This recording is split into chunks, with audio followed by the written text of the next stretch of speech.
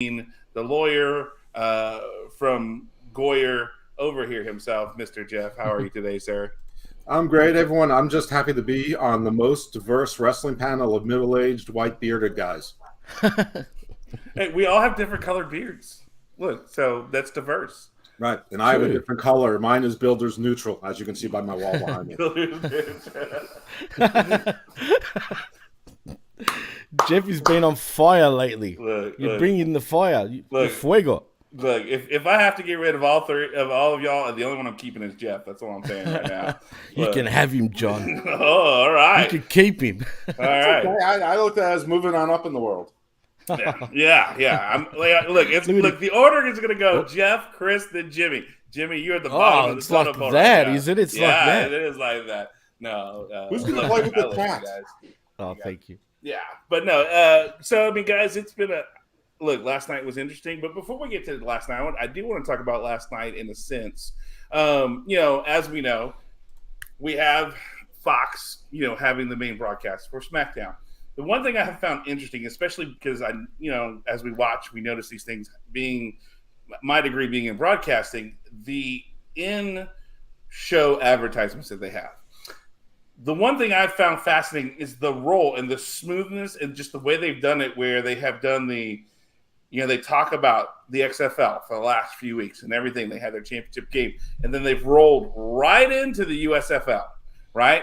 Have I watched any of that? I have not watched a lick of it, but I find it very interesting. Fox has the broadcasting rights for both these, let's be honest, minor league, American football leagues that aren't probably going to do anything ratings wise, but yet they are using something like Smackdown to promote these broadcasts. It's fascinating to me how they've done it too, and try to make it seamlessly one of those things that they've just rolled right into these things. Do you feel this is because WWE can be a push towards some of these other events because it's going to be reaching people who are similar thing, or is it because they're like, well, we need to fill time, so let's just promote some of the stuff we have to fill time? Is that what do we think Fox sees the advertising value in WWE, or is it just more to fill time with stuff that they need? Who wants to start? Anybody? All right, Jeff.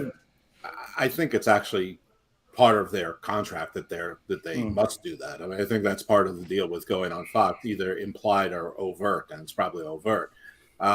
We were talking pre-production, and we were looking. I'm like, you know anything about the XFL or USFL and how they're doing number-wise? And neither of us knew. So instead of guessing, we went onto the computer machine and checked it out, and it looked like the XFL, which is carried sort of seamlessly into the USFL. The XFL basically was doing more or less between NXT and Dynamite numbers. The USFL is a little bit better. It's doing about 20% better. It's like the high point in Dynamite, and it's also in the nighttime shows. It's sort of a lot like Dynamite. The first hour is the highest, or like Raw, the second hour is the second highest, and the third hour has sort of a precipitous drop, which is not great for a sports game.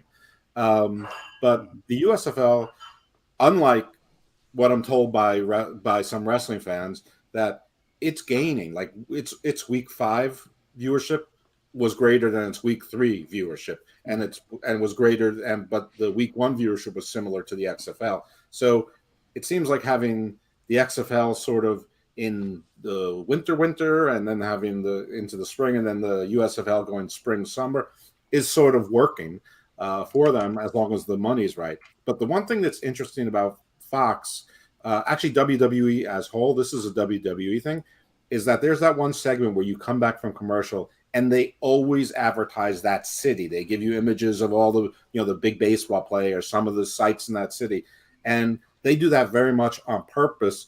And they that 10 or 15-second segment, and they're letting cities and states know, we're advertising you. So if you want a big event, we're going to blast you, and we're going to really sell your city, because they want this places bid on them, like the Super Bowl, not to the extent of the Super Bowl, except WrestleMania. But they do that automatically. Yeah, it kills a little bit of time. It's a little montage. I'm sure all 4 of us would rather see more wrestling or wrestling stories that time. But that's part of WWE strategy is to brand the city and the state for the place. It's sort of like a goodwill thing. So I wouldn't be surprised if they don't go over and above just on their own volition as a sort of a long-term investment. Right. Okay. Anybody else? Thoughts? I just want to know, what's the ratings for the US? What's it called? The USFL, excuse me, and the XFL. He just said it. He literally. Oh no, sorry. I know, like dynamite numbers. I know, I heard that, but what are the exact numbers? Do they ever reach over 1 million and stuff? Okay, I mean, there's differences between games, and Right. it says what network the games are, and you can guess from the amounts whether they're a night game or a day game, but it's basically in the fives during the day.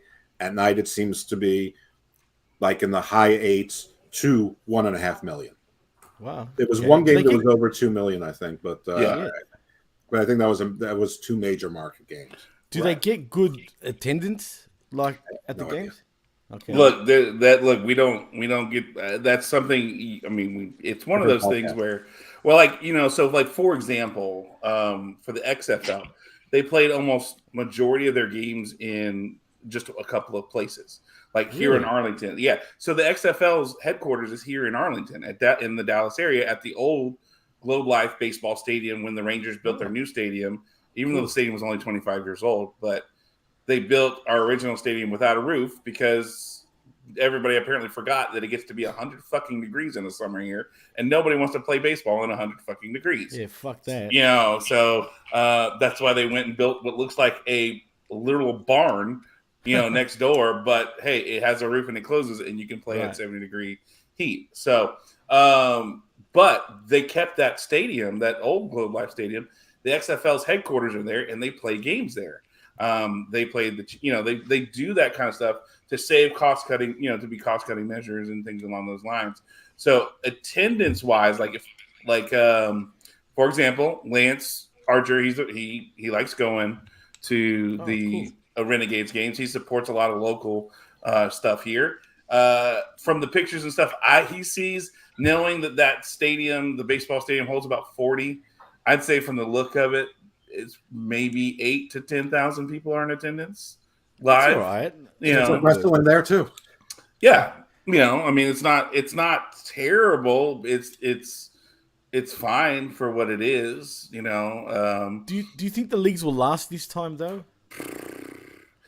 The problem is, I mean, look, the USFL has already gone under once, and they I know, brought it back. I remember, and it was a bigger deal back then when it they were competing directly with the NFL then. They didn't really have much network support. But when Trump owned the team or what? Right, but no, I'm talking about like a couple of years ago. Okay. They had the USFL. They had to shut it down and restart That was the AFL. Oh yeah, the AFL. Okay, yeah. So look, this spring. Don't come at me, bro. Don't come at me. Yeah, look, I know it was whatever. Summer league. I may say I don't follow sports, but I sort of follow sports. He's a big Ravens fan. Believe me, so I get it. But the everybody's love of football is the love of the NFL, right? Let's be honest. I prefer college ball. I do too, but that's look, college game day. Yeah, it's college football's great. It's great. That's what I love about the American culture with college sports. We don't have that here like that. Yeah. I've been to the Rose Bowl twice. Look, cool. It's great. When you go to some of these iconic places, I've been to Neyland Stadium in Tennessee for a spring game when they packed that sucker out, and I was at the softball fields right next door, and you could hear everything. It sounded like a constant thunderstorm with the rumble of the fans cheering and yelling from that place. It's amazing. Like that, watching Knoxville just turn into this sea of people. This quiet little Tennessee town turns into a sea of people because of it's amazing and incredible. Just the what happens for a spring game or a spring game where it's just Tennessee playing Tennessee and that's it. That's all it is. Speaking of spring, I have to say this, and generally, mostly the only people who are going to really get this joke will be our Canadian listeners. But it must be spring because the Leafs are out. No, I appreciate it. I get it. Hey, we're hey, we're cracking to get to the finals right now, and that's the Yeah. Dallas Stars. Yeah, buddy. Anyway, but like I think as much as people love the idea of spring football, they don't like the commitment of it. You need a break. I think it goes back to that idea with these parents who want to put their kids in a sport and play them year round. Especially with this select baseball stuff. And I keep telling people who's got kids, stop that shit. Let your kid explore the sports, play, become a well-rounded athlete, and then you don't run the risk of burning them out. And like with my nephew had to take the entire freshman season, his first year of playing high school ball, off because he separated his growth plates, and they didn't want to do surgery because he could have gotten back into the season if he'd done surgery. But my sister's like, no, we don't want to run the risk of complications from that, so we're going to rehab and give him time off. But he missed his entire freshman year because they kept playing him in all these select ball year-round stuff, and he's a pitcher as well as an outfielder and a shortstop. So guess what? He blew his arm out essentially. Shit. You need that time to take it away to appreciate what you have. Take in some baseball, take in some hockey to realize I really love football. I really miss it. So, but Chris, what are your thoughts? Do you feel like this is a good thing for Fox and the USFL and all them, or do you feel like this was just we got to program something and we have to advertise, so this is a way to fill time? Well, I feel like it's definitely a good thing for the leagues. I mean, if they're getting FaceTime on Fox network, that's a big deal for them. That's good for them. I'm not sure what they pay for those ads, but I mean, you can't go wrong with advertising on Fox. I mean, maybe you could. I guess if you're Bud Light, you could probably go wrong with advertising on Fox right now. But but for the most part, like, that's going to be good. I mean, a lot of the people who are going to watch football are the right demographic, right? I mean, we talk about the demo and why it's so important. Well, the reason the demo is so important is because the ads can be sold to target whatever demo is watching. So if you've got, males 24 to 40 watching your program, then that's going to be prime real estate for any sporting league. So yeah, I mean, it's good for them. As far as Fox, yeah, I don't know if it's really good for them, to be honest, but it's probably, like Jeff said, it's part of the deal that they have with the WWE, and hey, that's I guess good. I just wish that these American football leagues would stop trying to compete with the true greatest football in the world, the CFL. I mean, good try, guys, and everything, but come at us up here in Hamilton. The Ticats will kick your ass. Yeah. Oh my God! Like you can't even play 4 downs. You only play 3. Like, come on! And you have to give yourself a buffer zone of more space with extra end zone. Don't know. And a wider field. You have to have a wider field. It's so much more entertaining. I honestly I love American football, and my preference for football in general is actually college ball. It always has been. But the CFL actually does have a really entertaining game because it's only 3 downs. People have to throw more. So you have to make up the yardage, in a different way. You can't just you can't have one of those super boring teams that just pushes and pushes and pushes and pushes and gets 12, every 4 downs, 12 every 4 downs. And yeah, I mean, the wider field also makes for more, more fun. But yeah, hey, Canadian failure. Hey, is the CFL bigger than the XFL and the USFL? Well, I mean, in Canada, yeah, because we don't get broadcast of the CFL here unless you have like some very specialized sports package. I thought it was on ESPN in the States. Not on direct ESPN, or if it is, it's very rare. Like, they showed it during the pandemic because there was nothing else on, or they'd show old games. It has been in the past. I think that they decided not to when they thought they were going to bid on the XFL and the USFL and also probably some of the NFL is now packaged to 6 different networks. So I think they decided we don't want any competition, and if we don't get it, it's not that big a deal. So it's been on in the U.S. in the past before. I've watched it. In fact, Doug Flutie was the most successful CFL player of all time, at least at that time. So I went to a summer camp when I was a kid. Of course I did. And our camp director, he was a former CFL player, and he was a beast. Yeah. There's Larry Kemmelgore or something like that. You could look it up. Does any But good players come from the CFL to the NFL? Like a lot of them, or Doug No, very, very Flutie. few.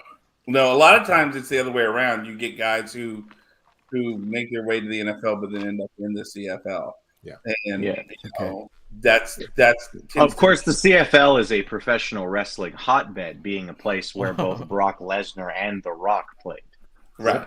There you go. Yeah, exactly. So That's would you? Okay, so the most successful players to come out of the Canadian Football League would be Brock Lesnar and The Rock, Yeah. but not as football players, technically. So, but I mean, I Doug think Flutie. Didn't Cordell Stewart come from the CFL? Or I thought no, I Yes. thought he went, or did he? I thought he went there first. he did. No, go he there. was there first. He went to the States. He came back. Back. That's right. He came back. Okay. When Slash was cool, and then when Slash wasn't cool. Yeah, right. But I mean, I think, in the long run, this is I think, I think Chris, you asked what are they paying? I don't think they're paying anything. I think this is Fox investing in themselves, saying we need to make this work. Yeah. So we're going to advertise. There's not payment for Yeah. They don't pay any more for that than they pay for an ad for not emergency 911 or whatever Right. that Peter Krause, Yeah. Angela Bassett show is. Yeah, I think it's just more self-advertisement because they've invested a lot in the XFL and the USFL because they want them to Dynamite work. doesn't get paid for the Lazarus Project or Entourage, but if you see Raw advertised during Dynamite, they're paying for it. If you see Right. Dynamite being advertised on Raw, they're paying for that. Especially I've seen in show. Dynamite on Yeah. Raw, like- But I mean, this is specifically in show advertisement. Like Yeah. Michael Cole is specifically talking about it, those kind of things. So I think it's been interesting. The other thing I want to talk about, guys. We're here in Dallas, Texas, home of the Renegades. Who the fuck are the Cowboys? Yeah. Nobody here knows. Yeah, right. Yeah, exactly. I only recognize one renegade, and that's Lorenzo Lamas, who was a cop. Who Oh my God. until he committed the ultimate Whoa. sin, testifying Whoa, against other you cop pulled gone that bad. one from way down. Way back Lorenzo in the Lamas, day. shit. Oh my God, Lorenzo. Now he roams the Badlands. God. That's a No. name I haven't heard since friggin' the late 80s, early 90s. Oh my God. That was a great show and a great theme song. good. Cue it up. Yes to both. Cue it up, Jimmy. Yeah, T. Make I yourself can't. useful. I have no control of this stream yet. Yeah. Find it anyway. Yeah. But here's my question. So the other thing I want to talk about last night. So we are now officially look. Pat McAfee's not coming back, right? I mean, I think we're That officially. sucks, dude. We just I had think- a baby. Well, no, but like he's had plenty of time to be back. Listen, Well, since actually, January. I actually, did half a day of work when I had a baby. No, I'm not a very good father, so oh, God. I've got some news, as a matter of fact, about Okay. Pat McAfee because Michael Cole was on his podcast just a few days ago, just after Backlash, Mm-hmm. and Michael Cole said, "I am not retiring till him and Pat McAfee have one last run as commentators." He goes, I was planning on retiring by 70, like max, but even then, I'll wait a bit longer. He said until Pat McAfee decides to come back. So I think he will come back. It's just a matter of when he comes back. yeah. Now he has a relationship with W, but two wins for Pat McAfee recently, baby, Yes. and Brett Favre voluntarily withdrew the lawsuit. No settlement. He Favre just- had yeah. no chance on winning that. Yeah. Of course, he had no Never did. chance, but lots of people have no chance and don't give in this early. I mean, it's probably Right. better to give in early, but most people aren't like that. Most people dig their heels in. Well, I mean, I think the public MLW. reaction, to Brett Favre, in this instance was, oh shit, he thought, well, I'm Brett Favre. Everybody was like, you're being a cunt here. Pat McAfee's in the right. You're being stupid. To quote a Jimmy phrase there. I'm sorry, I don't normally use that word, but I felt very Australian in the moment there. But that was I think Brett came off as the bad guy, and he still looks like a bad guy, especially because I did see that Ted DiBiase Jr. got arrested. Brett For- is a bad guy. Brett, I mean, we always knew he was a bad guy, but I think I saw Ted DiBiase Jr. did get arrested for some of that scandal about the money, the grant monies and stuff that was given. Brett's already been found guilty, so it's just Ted Jr.'s turn. Okay. And I mean, and the real question for us is what happens to Ted Senior? Is there enough plausible deniability there? He hasn't been charged yet. So. He was in the UK just a few days ago, so. Well, nobody takes your passport when you're not being charged. So true, that's true. You're not charged yet. True. So I mean, also proving the point that he made a long, long time ago. Everybody's got a price. Right. Oh, there it is. Look. And he doesn't have friends in the IRS. Look. Yeah. Right. Pay your taxes. Well, he knows the IRS. You tax cheats. Yeah.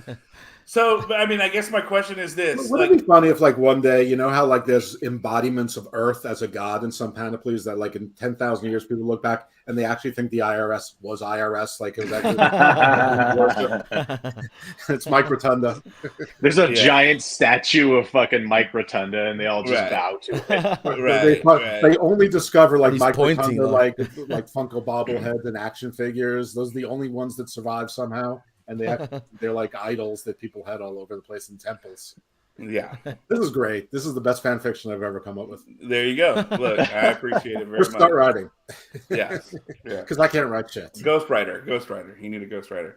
But here, I guess, though, like listening to Pat, listening to Michael, listening to Wade Barrett, like Michael doesn't feel the same, especially in these last few months with Wade Barrett. I'm not saying that Wade is a bad announcer. Wade is fine. Michael has feel like he's fallen back into that I'm here to collect a paycheck kind of Michael Cole. Not the same Michael Cole we had when Pat McAfee was there. You know, and I don't know if you guys see that, but that's just how it's come across to me in these last few months since January, paying attention, knowing that, oh, look, maybe Pat McAfee is going to be back now that the NFL's over with. And okay, Super Bowl. All right. Pat McAfee. Nope. And he just hasn't felt the same. Is that something that I'm projecting onto Michael Cole, or is that coming across to you guys as well? I've never liked Michael Cole as an announcer. I know that recently there's been a lot of like, well, you know, he's been there for so long, let's give him his flowers kind of attitude towards Michael Cole. I still give him no flowers. I won't even pick him a fucking dandelion. That guy can fuck himself.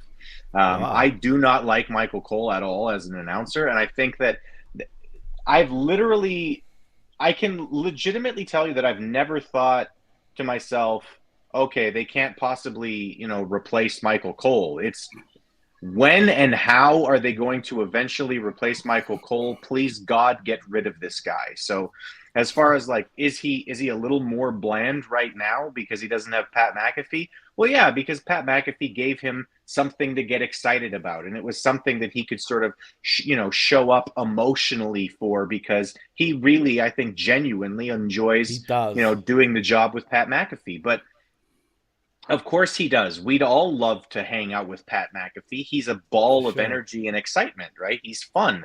The thing is that your announcer should actually be that guy. Like that's the thing, is that Michael Cole actually should be the fun guy to be around instead of being the guy who has to get up because the fun guy to be around showed up. I think he's improved tenfold though these days, and I think it all has to do with the energy of the show. Like with Backlash, for example, I felt like him and Graves were pretty good just because of the energy of the show. If the show's good, you can tell even the commentators are like on the edge of their seat, and their commentating is just so much better. But I think he's a lot better now. I don't mind him now. I used to hate him too, though, years ago. But now I feel like without Vince in his ear all the time, I think he's a lot more fun to listen to. Yeah, I mean, listen, we've heard Michael Cole's voice for a quarter of a century. So, naturally you're going to be a little bit tired of it after this time. I'm not watching these shows for Michael Cole. Michael Cole is the play-by-play guy. He's just supposed to tell me what's happening and what are the storylines. Was it refreshing when he was with Pat? Yeah, it was nice. Was it nice to see once the reins were off, how excited he got? Yeah, but then Vince came back and then he put the reins back on, and so it was so demonstrably different one week to the next. And then Vince sort of went back out again, and then he so if I'm him, I'm really not sure what's going on in the back, and maybe he found this middle kilter. But I'm not there to listen to Michael Cole. I happen to think that Wade Barrett is great, and one of the things about Pat has a lot of energy, and Pat was great, but let's face it, Pat would get up and dance with Shinsuke Nakamura's stuff, but Shinsuke's on once every 4 weeks and isn't a very important player in WWE. And then he would acknowledge the tribal chief too. Well, that's good and it's fun for a while, but then you realize, and I hate to do this, no, I don't. It's like the AEW fans. They cheer the heels and they cheer the faces. Well, I mean, your color commentator is supposed to have a preference. Either they're a heel commentator or they're a face commentator. You can blur it a little bit, but Pat obviously had favorites and not favorites who you do. I mean, Michael Cole has a shtick with Bailey. That's funny, but that's just a one-on-one thing that came organically from the during the pandemic era when everything was quiet. But I think Wade is brilliant. He's a heel commentator. He sticks to his job. He knows the moves. I love Wade. I actually look forward to listening to Wade every single week. So I think he is the best commentator right now in wrestling, bar none, of shows I listen to. So I actually agree with you on that. All right, good. Then I'm going to stop because I got a second. Okay, Chris, what makes him the best in going on right now, in your opinion? Well, again, I think that he understands his character. I think he understands that he is a character and that what he has to say is supposed to accentuate what's going on in the ring. I think that he understands a very rudimentary and basic form of commentary, right? Tell people, what's going on in the ring. Talk to them about the story that they're seeing. Accentuate the story that's being told by the guys in the ring. And I think that as a former wrestler, he understands that to a degree that not a lot of people do, because when he's being told, oh yeah, I mean, do this fluff piece or whatever, I can picture Wade Barrett going, no, I'm not going to, thinking in his head, no, I'm not going to do that. I'm going to focus on what's going on in the ring. Because I remember being on Smackdown or whatever, and basically Michael Cole burying me on TV as I'm trying to have a match. He's talking for 15 minutes about whatever the fuck's coming up next week.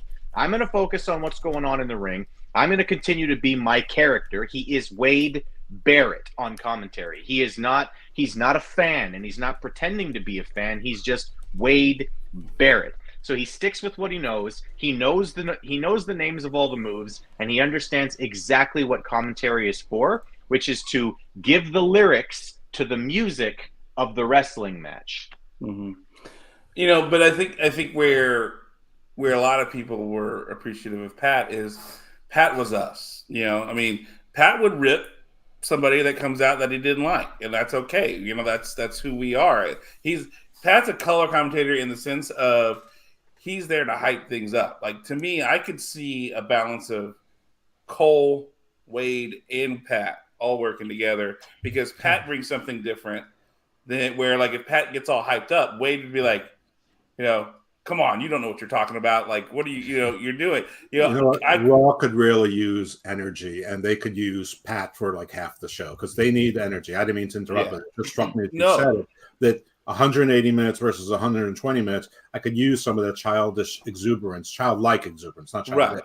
Right. And maybe it would behoove Raw to have him come out for the second half, kind of like WCW used to do, after that second hour. Hey, we're now into Nitro. This is, the second hour of Nitro. They brought out everybody, 2 new people to commentate with Tony. It was Bischoff in the first hour, and then was it Bobby the Brain Heenan that would come into the second hour? Or they throw in other. Tony Schiavone was your constant. Tenay as well. Yeah, you had Tony Schiavone as your constant throughout the show. Right. Who was there I miss Mike Tenay. I know everybody loves Tony, but like the professor, Mike Tenay was 100 times better than Tony. The real professor. Right. No, and I mean that's what made him great was Tony Schiavone was calling the action in the ring, but Tenay was bringing the info that you really, really needed and wanted, especially like with the Japanese and the Mexican, characters. He knew all that shit, right? He knew all of it, and the sad part is, he did the Tony Schiavone as soon as wrestling is done, he just is in Vegas and he's just doing his thing. What's he doing? Is he doing some betting thing or some shit like that? Right. Yeah, and he has no interest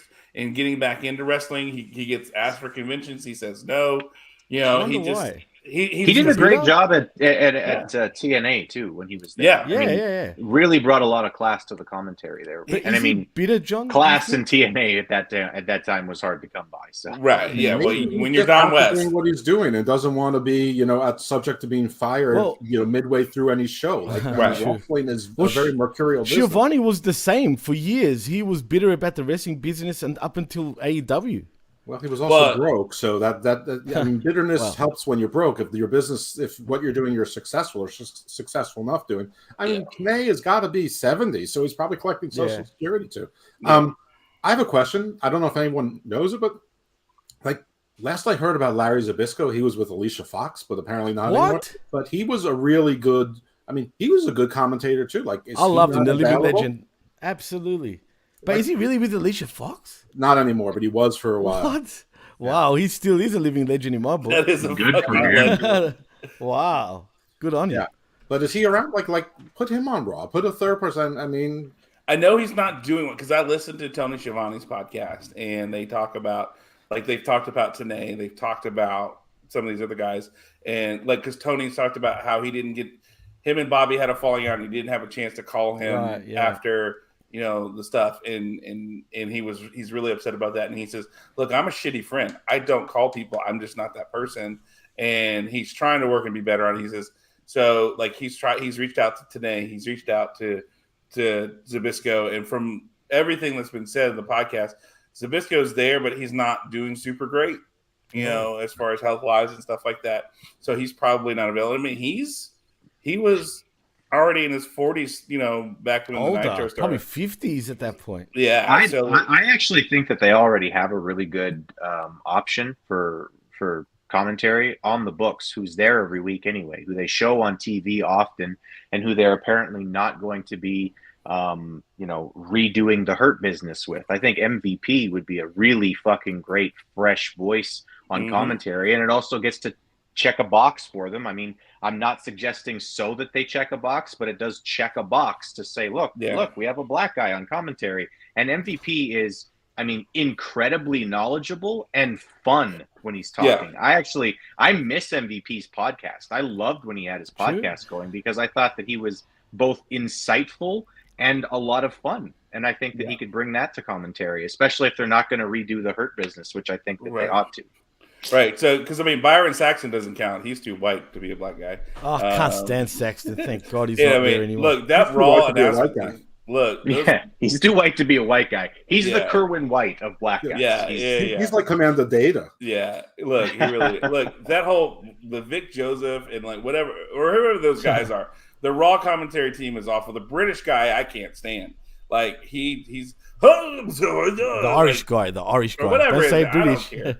The Irish guy. The guy from over there. I know they care. Like, he's from over there. terrible. I don't know who you're talking about. What British guy? Yeah, and I mean Graves is not great. I would love to revamp that. MVP, Big E, and somebody to steer the ship. I think that would be great. Love if they use Big E for it, but they don't want to put him on TV because that stops the tacking of the contract time to extending. Well, they had Samoa Joe, and he was perfect at that. Yeah. But Joe was great. They released him twice, dummies. Yeah. I know, idiot. Yeah, but you see, the problem is right now I do know that Big E. They said a year into his recovery, he's still not cleared to wrestle. So his neck is still not 100% after surgery and everything like that. And that cane is a shoot. That's not even a work. He legitimately sometimes needs a cane to walk around. So. Yeah. So why not? You have him under contract.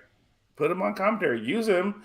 So then, look. And I mean, what's it going to hurt? He's gonna bring some quality to your table. I mean, when he's been ringside to do, when he does matches or whatever before, I've stayed to listen the whole time because he was. I'm just not sure if it's not too much of a liability risk. They do have action around the table. The table gets smashed at least twice a week. Maybe him trying to get out of the way or not getting out of the way is too much of a liability risk. Maybe it could be all involved. It could be. You could put him in backstage, or you could do. I mean, there's no law that says commentary needs to be out by the thing. You can still have the Spanish announce table there and let that get crashed on. And commentary could be in a booth like a football game or a baseball game, or bring it back to the top of the or on the stage. On the stage exactly. where they have it for AEW and where they had it for Nitro for years. I don't think there's anything wrong with it. I know they love their crash the table spot, but just make a bigger timekeeper table with a timekeeper and the ring announcer sits. I mean, whatever. Yeah. There's nothing hard to do here. So I don't know. I think I would try that for Big E, and I think having like a fake booth where they're looking at might make it look like a more sports presentation. Might actually be cool. And they have those big headphones and things like like the like in a full skybox or whatever. broadcasting. They're not selling those skyboxes anyway for wrestling shows. Why not use it? They used Sure. to. Well, I mean, but why would you? In reality, not in what used to happen. I remember there was a Raw in '99 from Toronto at the Sky Dome, and there was people in the hotels up in the press boxes there with a big rock like banner like from the windows. It looked cool, man. Growing up, Tuesday night was Eat Australian People Night buffet in the United States. They stopped that in 1979, and it was great, and I miss it. But just because we used to eat Australian people doesn't mean that we should really do it again. And remember, Jimmy, so you made me think about changing my mind on that, Jimmy. Jimmy, you just said something though. It was in the hotel at the Sky Dome, so meaning that person got the room, but they were not watching Raw. They didn't pay a ticket for it. But they were watching it from the you could see it like straight in, right. So really it's the question of they're watching it from their hotel room, but does WWE get that money for the ticket they paid to spend the night in the hotel? I doubt it. I am someone who stayed in that hotel during a Blue Jays game where that would have been awesome. You open your balcony and you're there. No, the rooms cost more, yes, but does it go to the Blue Jays? I mean, because the stadium and the hotel are connected. I mean, I think that there's obviously either co-ownership or it is some sort of synergy there. But no, I paid the hotel. Yeah. See, I would love that. That would be such a great experience though, being like in the hotel room, but you open your window and there's the arena and the stadium right there, watching whatever. It's really cool. I mean, that's center field, and the kids freaking loved it. Yeah, it'd be awesome. And then you turn on. Us Canadians do some cool shit, right? Yeah. That is cool. Do any other arenas have that? I don't think they do. Hey, look, I do not spit on that. That is cool. That is cool. Yeah. All right. More arenas around the world should adopt that, man. I think that's a great thing and a great idea. Yeah.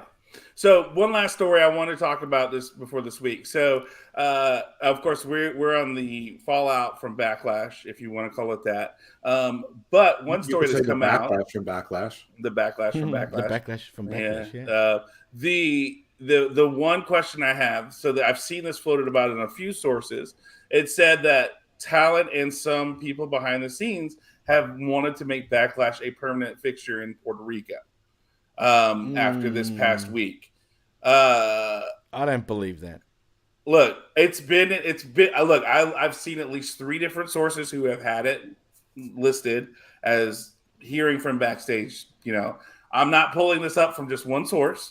I looked at 3 different. Now again, this is wrestling. It's not pasta sauce. This is wrestling journalism. So of course we know, which means absolute shit. I have more faith in political journalism than I do wrestling journalism. Facts.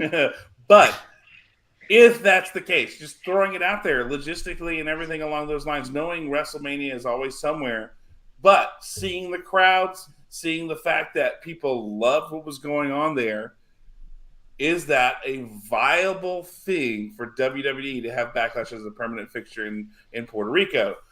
Jeff, what do you think? Is it viable? Sure. I wouldn't do it every year because part of the excitement was the pent-up, built-up demand. Would I do it maybe every 3 to 6 years? Sure, I would do it. But I think if you oversaturate most any market, it's a bad idea. Look at AEW with Las Vegas and Chicago. They're having trouble even. I mean, they haven't sold out Double or Nothing yet, and they only released 8,000 or 9,000 tickets. Isn't it only 3,000 sold right now? I'm not sure what the number is. I thought it was like 2,000 or 3,000. Someone else said 7,000. I don't know what it is. I might be getting confused with a house show that has 5,000 tickets available, and they sold about 1,500. Anyway, whatever it is.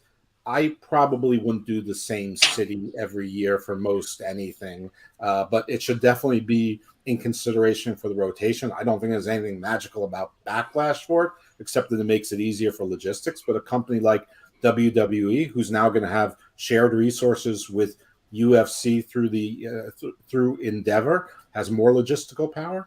I think logistics. Listen, by now WWE's been touring routinely for 40 years plus. I think they have logistics down. So Right. I'm not really so worried about that. The only difference, I guess, is that it's an island, so it's a little bit harder to get production trucks and get a ring and things like that. But so you pay Savio Vega, whoever's running the best promotion there, and you give them $1,000 a month to keep stuff on retainer. Then when you rent the stuff, you give them $10,000 for whatever assistance you need. I'm sure WWE would have a warehouse in Puerto Rico.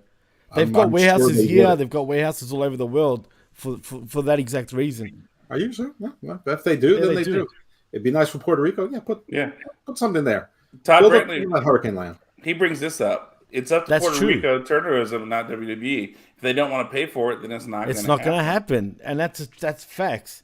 Because now WWE have managed to make their PLEs that viable to a point that now cities around the world have to bid to have a PLE, and that's how it works now. It used to be just for WrestleMania. Now it seems like it's for every PLE. Is it for every PLE? I don't think so. It's not every PLE, Like, but they're trying. well- They're trying to get there. I mean, listen. The Kingdom of Saudi Arabia really set the goalposts really, really high. But Cardiff and Puerto Rico now, and WrestleMania has been like this for years.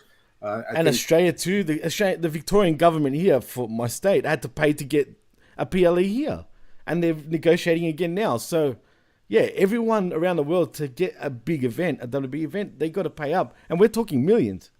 Except Montreal, because everybody just wants to go there anyway.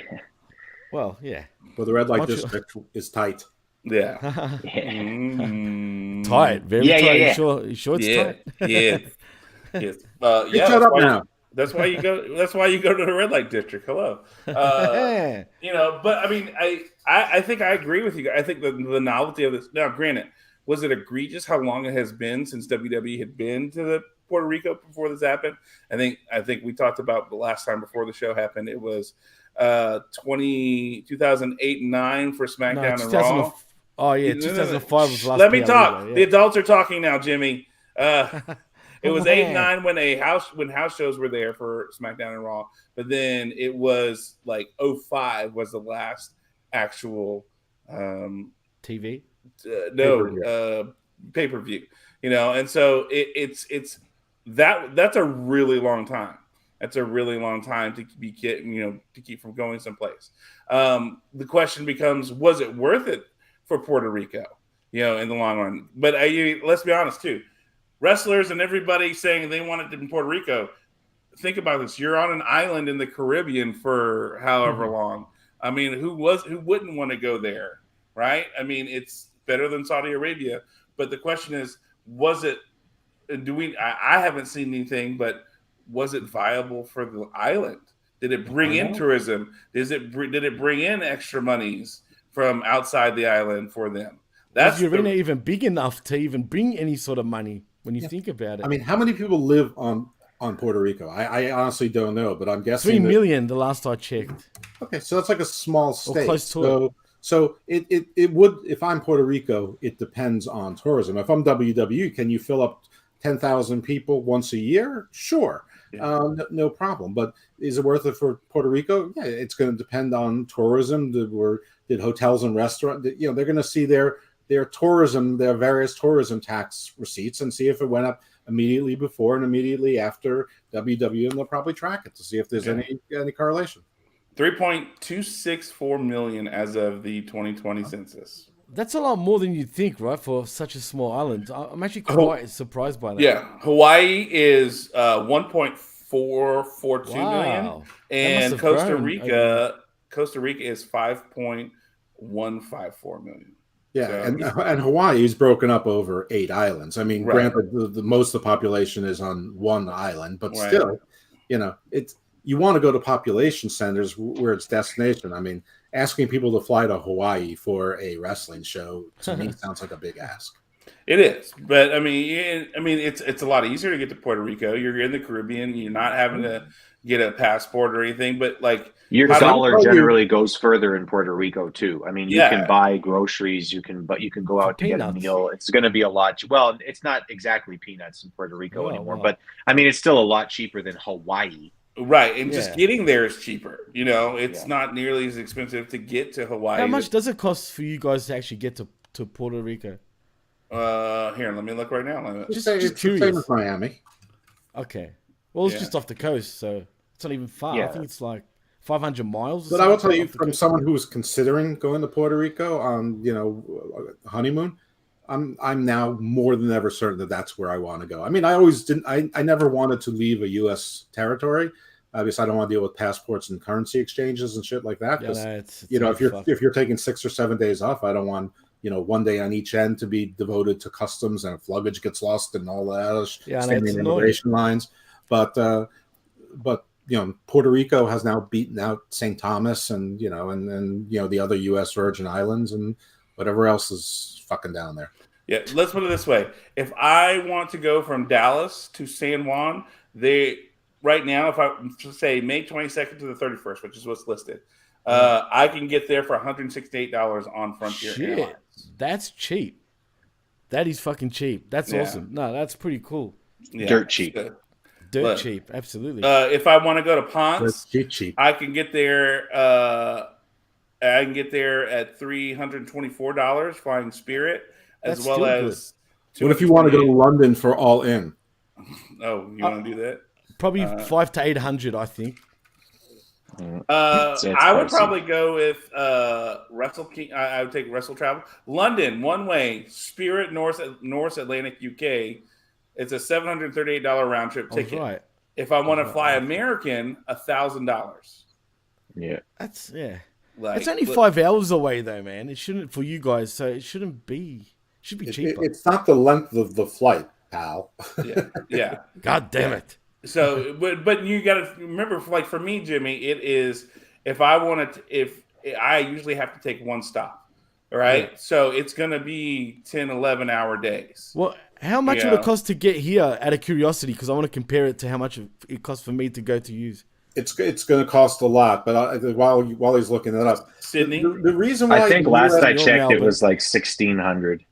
Oh, that's about the same. The reason why U.S. flights of a 5-hour trip, let's say from New York to L.A., you can get very cheap is if you're not going direct, it'll be the same expense because it's like a bus. If you're taking Southwest, you're going to have 5 stops before you get fuck to LA. that. Right. But no, that's There is one ways to get to where I am too, and vice versa. so. Like, if I want to go to Sydney, I could take Qantas direct from Dallas and fly. And it's a 15-hour flight, and it's $2,477 round trip.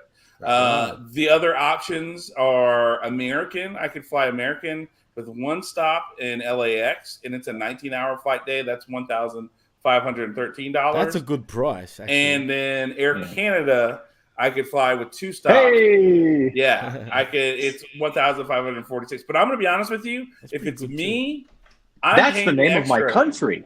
Yeah, cheap pop. Hey, you mentioned Qantas before too, just quietly. I'm gonna pay the extra flight Qantas nonstop because I'd rather Qantas just be is on the good, plane man, and not Qantas- deal with the stop. So you're Right. rich. I'm not rich. I'm saying if it were me and I could afford it, I would pay the extra, $1,000. Yeah, safety matters, man, for flights like that, man, and just Yeah. reliability. I don't know, man. in I general. saw your pictures from church the other week. I'm calling the bluff on you're not. You got that DBF, the not-profit grant money. Look, no. That's my dad. I am not my dad. Look, John, we know. Cut the shit. Come on, man. look, that's my dad. Cut the communion wafer. I have nothing along those lines. What the fuck is playing right now? I had some audio playing for some reason in my head. I'm going, what the fuck is playing right now? It's one of these pop-up ads came up, and I had to find which browser it was in. But that's like, yeah. So if I want to, and that's flying to Sydney though. That's, to me that would be the easiest option to do. And I know that Qantas has a nonstop from Dallas because I just watched a guy do the trip from Sydney back to Dallas, and it's like one of their longest trips that they do. It's like in the top 3 of Qantas flights that they do. Shit. Yeah, because they do Qantas. They do like one to London, they do one to Dallas, and then they do one to somewhere else. Qantas was the safest airline over the last 40 years. It actually was, and it has won that on multiple occasions over the years. They're very good, man. They've never had any issues. Period. And it's run by actual koala bears. Right. I mean, with a kangaroo or two to help get it going in the air. Hey, that's Qantas is like a big deal here, man, for us, if you know what I mean. Because no, it is. Yeah. I mean, here's one. This is one I would definitely not take. It's only $1,800, but it's a 53-hour day trip where you fly Delta and China Airlines. Oh, fuck that. Look, no, I'm not doing that. I'm not. That's longer than 2 days by my count, and you're definitely going to be tagged as a foreign national, and you're going to be spied on. Your stops are in Los Angeles and Taiwan International Airport. And Vladivostok. Okay, so we're flying into a war zone. Great. Yeah, right. That's what I was like. Like you're flying into Taiwan, Pyongyang, Miramar. Miramar. Yeah, right. Pyongyang. Yeah. No, screw that. I mean, there's another one. You can fly Alaska. And you're flying Alaska Airlines, and you fly. So it's Dallas taking Alaska to San Francisco, and then San Francisco you're getting on Singapore Airlines and flying in Singapore. They're not bad. Changi Airport, and then from there into Australia. So this is literally like a hitchhiker's way of getting to Australia. Yeah, no, that's ridiculous. I'd rather pay more money to go one way and the safest trip on top of that. Seriously, just like stow away on a freighter. I know, right? Like if you're making more than one stop and it's taking 53 hours to get there, no, we're not. By the time you get here, you'd be like, "Fuck this! I want to go back already." Well, that means you're going to be like 8 hours in. Like, look, if you're going to do that, stop in Singapore because supposedly they have a really great airport, right? They do. Why would you go to Taipei, like Taiwan, and stay at their airport for like 12 hours? What the fuck? Cheap refueling, I guess, or some shit. Shanghai into the British Navy. Right? Yeah. You probably get on a boat from there and just it'll be faster. Where am I? Don't worry about it. I don't know. And I guess that's dodgy. That's the real question: is where are we right now? We should be talking about Smackdown at this point. Oh, forgot about that. What are you talking about? This is the okay. Hang on, we've got 6 minutes, and I want to tell a joke. Actually, it's something that it's a joke that Jimmy will love. By the way. Oh, cool. All right, because it's about a kiwi. All right. So beautiful. There's this kiwi farmer, right? He's got this great big farm, and he's got all these animals on it, right? And he's out there and he's doing his work, and this guy comes walking by, and he's like, "Hi, I'm a prophet, and I can talk to the animals." And the kiwi's like, "Oh yeah, sure you are, buddy. Yeah, have another drink or whatever, right?" And he goes, "No, is that your dog over there?" And the guy goes, "Yeah." And he says, "Hey, dog, how does the owner treat you?" And the dog speaks in perfect English, and he goes, "Oh yeah, he's real nice to me. I like him. He feeds me and he keeps me safe and everything." And the farmer's like, "What the fuck? My dog can talk. That's incredible, right?" And the guy's like, "Yeah, right. Let me show you again. Hey, horse." Right? And he says, "Hey, horse, is your owner good to you?" And he goes, "Yeah, and yeah, the owner's good to me, and he feeds me oats, and he does all this other stuff." And the guy goes, "Yeah, great." And the farmer's just, his mind is blown at this point, right? And the prophet guy goes, "Hey, is that your sheep over there?" And the kiwi goes, "The sheep lies." That is a good one. I like it. Goddamn sheep fuckers. Shout outs to all my New Zealand peeps out there. Not anymore. One of my best friends is from New Zealand and he's living there right now. So it's all fun and games between us and them. Hey, is he really living there though? That's the question. Yeah, no, he was born in New Zealand, came to Australia, done high schooling here, and then went back to New Zealand. Wait, is New Zealand real, or is it just Australia that's pretend? I can't remember. No, New Zealand is real. As a matter of fact, New Zealand used to be a state of Australia, or used to be part of New South Wales. That whole quarter section of the Earth is considered, AI country. Yeah, I think Oceania entirely is where the bubble of fate is. No Samoa, no Pacific Islands, no Australia, no New Zealand, none of that. We have Samoa, the Samoa counts. Well, see, the USO should be be Yeah, American Samoa, exactly. They're not happy with you guys. They want to be like Puerto Rico. Actually, you guys have sort of done them wrong. apparently their way of getting American citizenship is to join the army, right, or the military in general. But once they do, and once they finish their service, they still don't get their citizenship. What's going on there? Exactly. Pay up. Sorry, Samoa, more Samoa. Listen, if you can't get yourself to be 280 pounds or larger and recruited by a professional wrestling company, it's on you. Yeah. Oh God, I didn't hear that. Look, there's plenty of things wrong with our government that I don't have time to talk about or share about. I'd rather, like, if we're gonna go that route, then I'd rather talk SmackDown. So let's do that. You know, we're gonna cut that shit off and we're gonna talk SmackDown instead. So, gentlemen, last night's SmackDown 5/12/2003 was from Knoxville, Tennessee, home of the Tennessee Volunteers. We had Michael Cole and Wade Barrett on the call as usual. And this was a very interesting start to the show because they kind of introduced everything, and then boom, here comes Edge's music coming out, and AJ and Edge get the jobber. AJ and Rey Mysterio get the jobber's interest as they kick off this heavyweight championship first round triple threat match. And I found that interesting that Edge gets the TV open, and AJ Styles and Rey Mysterio get jobber entrances where they're already in the ring. Unless I missed it, but it was no, you didn't.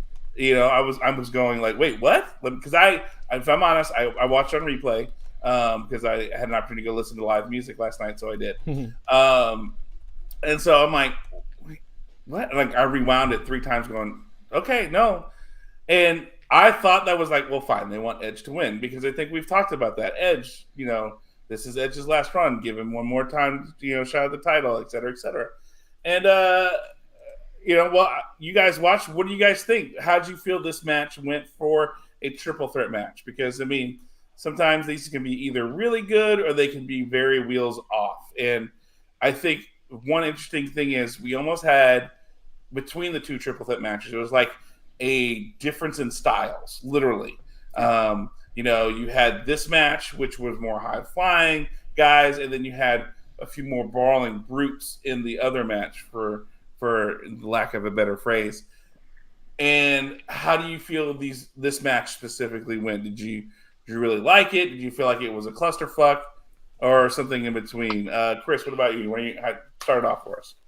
Okay, so first of all, yeah, I mean, AJ Styles not getting an entrance in the South is just a weird choice to begin with. Like, you're in Tennessee. I mean, nobody's going to get the ovation that AJ Styles is, basically. So, I mean, if you're going to give somebody the entrance music, give it to AJ. But I think that if I'm AJ Styles, I'm just fine with how the night turns out.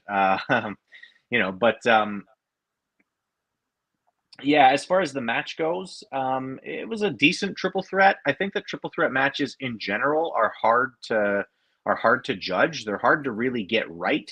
And when you get a triple threat right, it's really good. Like I've seen some triple threat matches and been like, holy shit! You couldn't have made it that good with 2 guys, right? It was better because of the third person. But I think that as a percentage, I think triple threats are generally more clunky and more difficult to really get into. I felt that way a little bit about this match. Really cool moves. I like all 3 of these guys a lot. They all have some popularity and some heat and some story behind them. So it wasn't like I was just bored offhand. But I think that in terms of percentages, triple threats are basically like the top 5% are excellent, and everything else is really hard to get a really good match out of. And that's kind of how I felt about this wrestling match. Okay.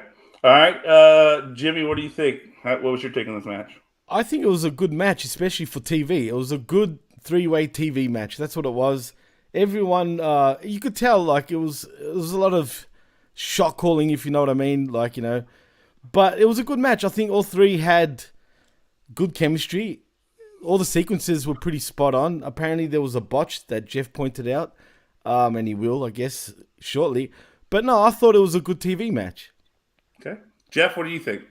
I mean, I noticed the lack of entrances, but it doesn't bother me because I definitely suffer from entrance overdose. And I think the WWE has entrance overdose. I mean, these entrances, some of them are 5 or 6 minutes, so I think it's dead time. I'd rather have a jam-packed show than not see the entrances. Plus, they already knew what the results were going to be, so they knew AJ was going to get his entrance. I think that Edge, if anyone's going to get as big an entrance a pop as AJ, it's going to be Edge, and he got a huge pop. And all week they've been wanting you to think Edge is going to win this thing. Edge cut that promo. He put it on all social media talking about how he never lost this title 12 years ago. And you know what people like to make history and repeat history. On the anniversary of the 12 years ago when Edge had to surrender the title due to injury, that he never lost. They never lost. His miraculous comeback consummates in him having a shot at the. Anyway, I thought the match was really well choreographed. I think they did a really good job. I really like when Edge put the educator on AJ and on Ray, and he kept looking back to make sure where AJ Styles was. That's showing the wrestlers aren't idiots. He's not the stupid baby face. He's looking, and he's like yelling at Ray, tap, tap, tap. And then he, timed it just right while AJ was still woozy, put him in the educator.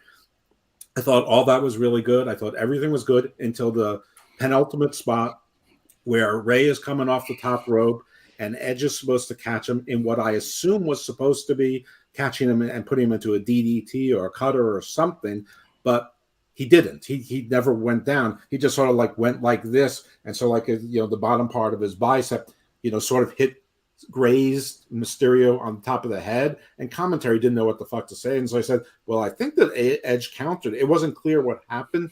But AJ just fell down. Edge turned around and got the phenomenal form. So it's a shame that spot happened because it was really awkward. It was almost like something that Raquel Gonzalez did later on with Dakota Kai and her match. Like it was like an amateurish botch from two people who are amateurs.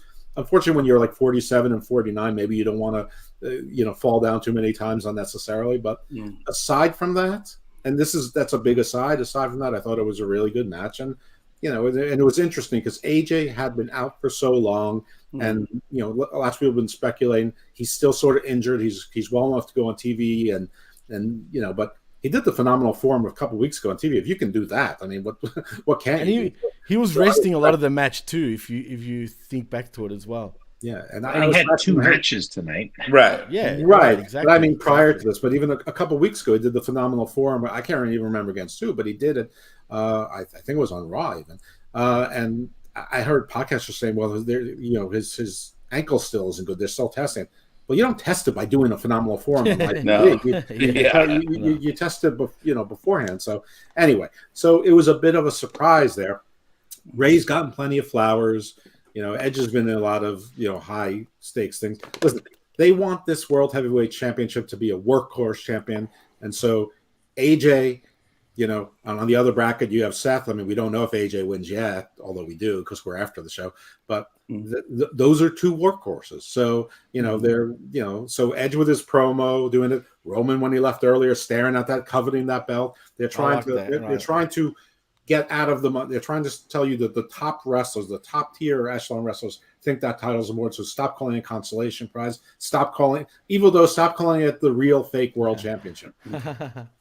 Right. Who's even those? What? Who are you talking about? Well, some jabroni. Well, some jabroni. All right. And the fake sometimes.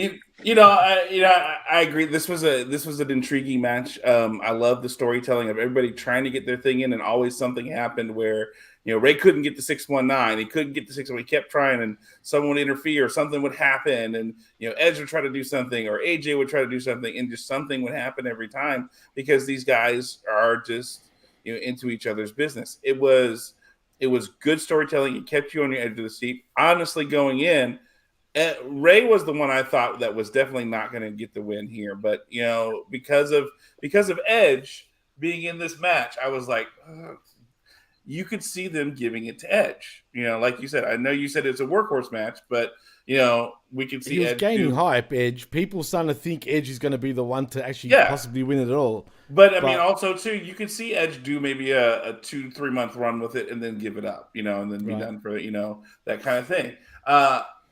But with the start of it, that's the question.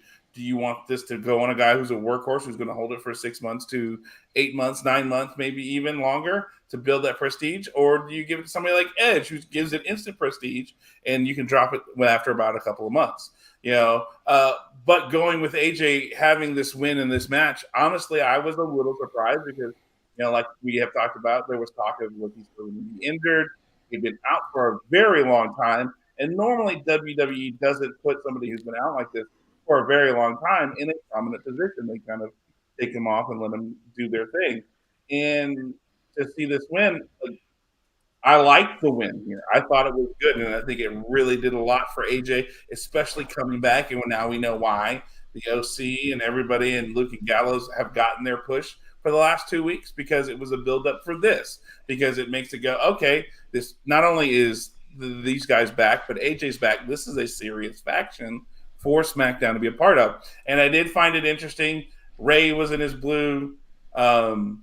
AJ was in his blue, and then Edge was in his white. It is the outfit choices were very. But it was white with blue though, with Edge. Yeah, it was baby blue highlights. Yeah. No, he's just like those little subtle things of everybody going, oh, okay, we're on team blue now. Let's do this. And after the last couple of weeks with AJ not really having a lot of blue or coming out in those blue like 1970s shorts that he had on last week. On top of his red and everything else, just looking all weird. But at the end of the day, very interesting final. I liked the end. I liked the choice of AJ here. And I felt like this was a fun match. Was it a great match? No. Not really, but this was a good start to the show and something different. No real recaps, no real talking. It was, hey, let's hit it. Let's do it. Very cool start, good start to the show, and a good start to get everybody involved with it. So I give it a thumbs up for this. But then after this, then we get of course, we can't go on a WWE show without a recap, because after AJ wins, then we have the replay of Sami Zayn and Jey Uso and the tag team titles and, all that fun stuff. And we have more of that stuff going on as we see Sheamus making the way to the ring. So let's go. And then we find out Bianca Belair is going to have her championship celebration tonight because she was a former Tennessee Volunteer. So that's why we're having her celebration of the longest reign of holding a women's title.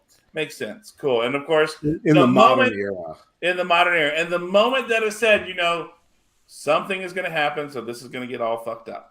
Can we establish what is the modern era? Because Nikki Bella beat AJ Lee's record. So is it after Nikki Bella lost the title? Is that when the modern era started? Because that was like 5 years ago. Who knows? I don't even begin to know anymore. Or maybe in the 2000s. It's not just me, because I do watch a lot of wrestling, and I agree that we are in the modern era right now. I'm just not sure when it started. When I remember distinctly the debates around Nikki Bella not deserving and not deserving to beat AJ Lee, which is ridiculous because no Nikki Bella, no anything. I mean, Nikki Bella is the greatest of all time. Men, woman, animal, chimera, god, goddess, deity, all of them. Jeez. Yeah. The one thing I do have to say about this is the in-between match segments tonight were very hit or miss. You had this great match, and then it felt like a complete wet blanket was thrown on top of the show with these replays and recaps and everything like that. And then you roll into, hey, let's get Sheamus in here. Then let's get Bobby Lashley in here, and let's get, Austin Theory in here. It's again, this is where I agree with you, Jeff, when you said, the intros and everything. It's like, okay, you know what? I do appreciate the fact that we just had the one intro for the first match. I thought it was weird, but I'm fine with it. It's the start of the show. You want to get into it. You have time constraints. And then you have this match where Sheamus gets his full intro, Bobby gets his full intro, and then Austin gets his full intro. And I'm just going, okay, cool. Well, let's get started now. And now this is the match where I'm like, well, we know Austin's going to not win. Not that it really matters, but Bobby didn't get his full intro. We came back from commercial. He was already basically in the ring. Okay. Well, I remember hearing the music and everything, and then he got about half his intro, okay. which I'm not complaining. Again, I'm all for it. Right. It's about time if they're going to bombard us with these advertisements and recaps, that they don't also waste our time with intros. Right. Yeah. And so, but getting this match started, after following the first one into a triple threat, basically match. We have the winner being Bobby Lashley. Coming from this was what I call the big boy match. Not that Austin Theory's a big boy; he's pretty jacked, but Sheamus and Bobby Lashley make him look like a very small man.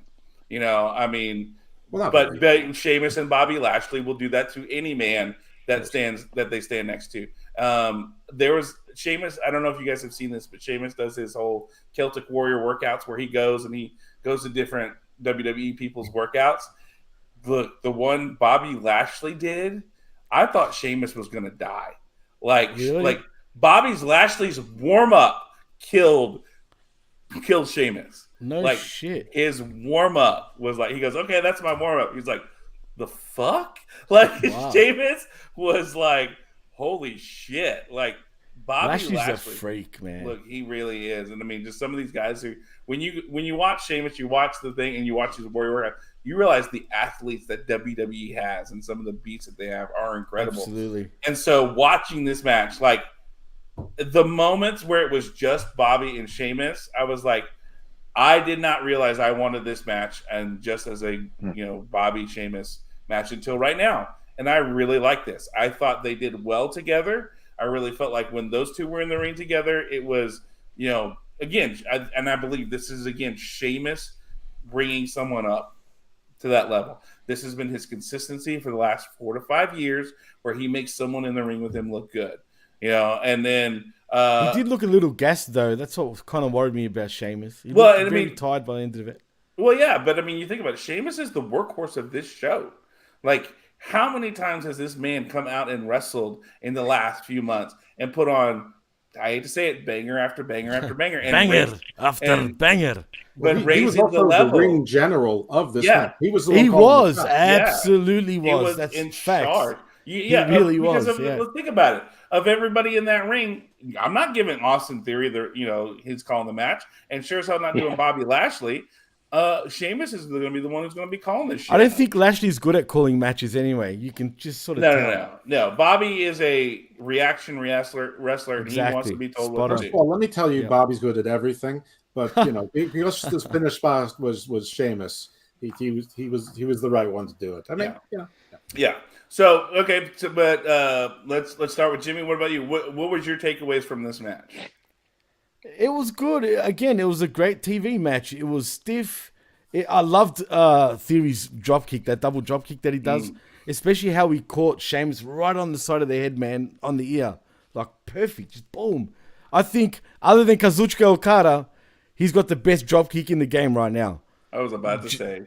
This Okada still has show, Jimmy. We don't know what you just said. Well, understand this exactly. Fuck you, as John knows how to do better than me. But no, really, Theory's dropkick, the best other than Okada's right now. I didn't ask what college you went to. God damn it! Seriously, Jeff? Nah. But anyway, I was surprised that what's it called? That he got the win, Bobby. Because, as in Lashley, right? Because I was expecting Theory to actually win this match in many ways, man. What's so funny? You're like, the guy got the win. I said, Bobby. You're like, as in Lashley. Yeah, Bobby Lashley. There was no other Bobby in the match. So it's Bobby Lashley. Well, no, because it was Lashley that won the match. But it would have been good for Sheamus to get his flowers in some ways. Oh, come on now. No, but I thought it would have been good for Sheamus to sort of get his flowers and win the match. But like I said, I thought Theory, he didn't get the win. Lashley gets the win and cuts himself hard way. Well, I think too the only a logical outcome of this match, Jimmy, is Bobby Lashley, because we're trying to elevate him and move him away from the United States. But did it really elevate him though? You're getting the point is you're getting him there. Sheamus has had his run. Sheamus's big thing was the Intercontinental title. That's been his focus. He's been there. You need him to maintain and be that gatekeeper for the mid card, level. You needed Bobby to move forward and be that next level guy to start building. We know he's a main event talent, but the way that he's been treated the last few times, We need to move him forward. Austin Theory's already got a belt. He doesn't need another one. We're not going to have him try to compare the U.S. title to the newly, minted heavyweight title belt or whatever. If you do that, it's going to make it look like cheap shit. Bring it down. Yeah. So the only logical outcome from this one is Bobby Lashley. Now, the way they told the story with this match was really good, but the only logical outcome was, damn it, Bobby, was that outcome. So, Chris, what about you? What do you think about this match? What was your takeaways? I actually preferred this to the first triple threat. I thought this was a better match. I think that, as you've already mentioned, I think Sheamus is really great in terms of how he puts matches together. He just gets it at this point. He's been doing it for long enough that I think he really understands how to get reactions from crowds and how to tell a cohesive story in the ring. Bobby Lashley is an absolute freak of genetics. I mean, him and Scott Steiner in his prime, you put those two together, and those are basically the genetic freaks of professional wrestling. Yeah. How old is Bobby Lashley? I mean, he's damn near He's mid-40s. He's 40s. Yeah, he's in his 46 now. Yeah, he's in his mid-40s, and he still looks like a god. Yeah. So, he has to work hard at it and everything, but I mean, good for him. Like, look at that guy. And his body still looks tight too. So so I'm 40. He's 46 because he was 2 years old. He's 2 years older than me. He was born in 76. Wow. Right. Yeah. And he's just incredible. Austin Theory, I like the kid. I think he's talented. I'm not sure I see what Vince McMahon sees in him, but I mean, he's definitely a guy you want on the card and you want to see where he can go. Right. I would have liked personally, in terms of the elevation of the title in that, I would have really liked to have seen just a quick, even 15-second video package of him backstage or something staring at that World Heavyweight Championship. Right? He's got the U.S. belt over his shoulder, but he's just staring, fixated at that World Heavyweight title, because that helps to elevate the title again, right? That helps to say, like, okay, the U.S. champion is the U.S. champion, but he really wants this belt. You know what I mean? And I think that they can still do something like that before the finals. But I'd like to see something like that where it looks like the other people involved are going, hey, like, that's the one I want. Right. But I really like this match. I thought it was a really, really good cohesive three-way match. And flowers for all three of these guys as far as I'm concerned. And I mean, I didn't particularly like the opening triple threat, but that's not to suggest that I think that any of the three of those guys don't deserve all of the love that they receive and then some. They're all great performers. Right. Yeah, and here, get this interestingly. So for the main event match that would happen later, you have Bobby Lashley, who's 46, AJ Styles, who's 45. Wow. And June 2nd, he'll have a birthday, so he'll be 46. Bobby Lashley will be 47 in July. So your main event had two guys in their mid-40s last night, and then in this triple threat, Austin Theory, of course, is 25. Well, Austin Theory was the only one that's under like 44. I mean, I think Sheamus was the youngest one out of all the matches. Sheamus is 45 as well. 45. So Ray is like 47. Edge is he 50 yet? He's 48. Or 48, I think. 48, Ray is 48. Let's see. Edge is 49. Shit. Wow. Yeah, so let's see. And I think Sheamus, I said he was 45. You said 46. 45 for Sheamus. Yes. So he's, I mean, everyone in the match except for Austin Theory was 45 or older. Right. And then just as a counter, on the Raw side, Seth Rollins is 36 years old. So whoever wins at the end of the night, which we know who wins because we mentioned it. So you've got someone who's 10 years younger than AJ Styles, who's going to be facing him. That's crazy, man. Right? That is nuts to think that. Even Rollins, when you think about it, he's starting to get up there in age too. I mean, there's quite a few wrestlers actually on the roster that are starting to reach 40. But I mean, now 40 feels like the new 30 in terms of sports. When Hogan turned heel with the NWO, I think he was in his mid-40s. Right. Everybody thought he was washed at that point. Mm-hmm. Isn't that amazing when you think about it? I mean, it's crazy. But I think the thing you have to remember is this: one, nutrition and training have come a long way, as well as learning about recovery. But two, these guys are learning to work smarter too. They're not Exactly. taking, they're saving the ridiculous bumps for when it matters most, not for a house show in Paducah, Kentucky. And that's one thing I've noticed Michael with AJ Jordan, too. if Michael Jordan would have played in today's NBA with all of the nutrition and everything and the training and all that, he probably would have been a 10-time champion. I mean, Oh yeah, legitimately, he probably would have been a 10-time champion. oh yeah, he would have been been a 10-time champion if he didn't take those 2 years off in the middle. That's true too. Probably accurate, yeah. Yeah, which conspiracy theories say that the NBA made him because of his gambling Because of issues. his dad, and apparently his dad got murdered because of because that gambling. conspiracy, right? Yeah, Yeah. but Because the NBA wanted him out of the NBA. Yeah, sure. I know that doesn't. It's so dumb. Does not. Yeah, Yeah, the NBA right. desperately wanted Michael Jordan to go away. Yeah, right, Yeah. Why Go would play we your want baseball. that guy? Right. I mean, every conspiracy at the end should make sense because it gains you power and/or money. This did neither. Well, it gains the NBA power in the sense over the players. 100. By but if you want to take it that way, but Space lasers. Yeah. All right. So the fact that how did you guys feel about Bobby getting color in this match?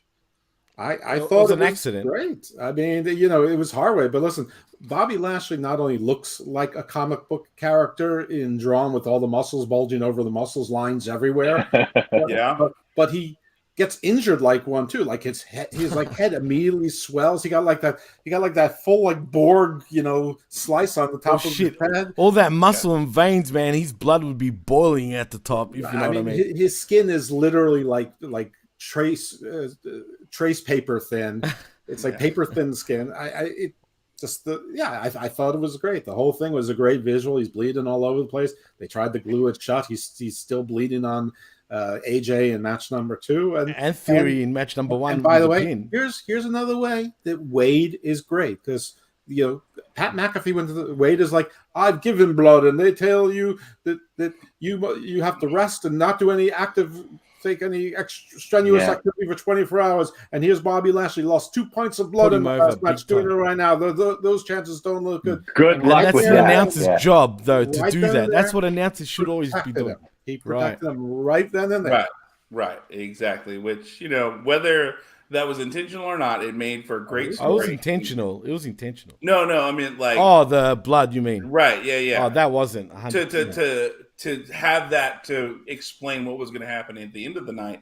To have that and be smart enough to do it, that's how Jimmy. That's how an announcer covers a guy exactly. and not shits on him in the middle of the show. I we agree talked with about you. the last time. I agree with you 100%, Exactly. but I don't agree with you with Zelina Vega still, though. I'm sorry, I just don't. The only reason why anybody we're talking about Zelina Lashley Vega, here and Zelina Vega. Come on. Well, the only reason why we watch Zelina Vega is to see if she's going to spill out of her top.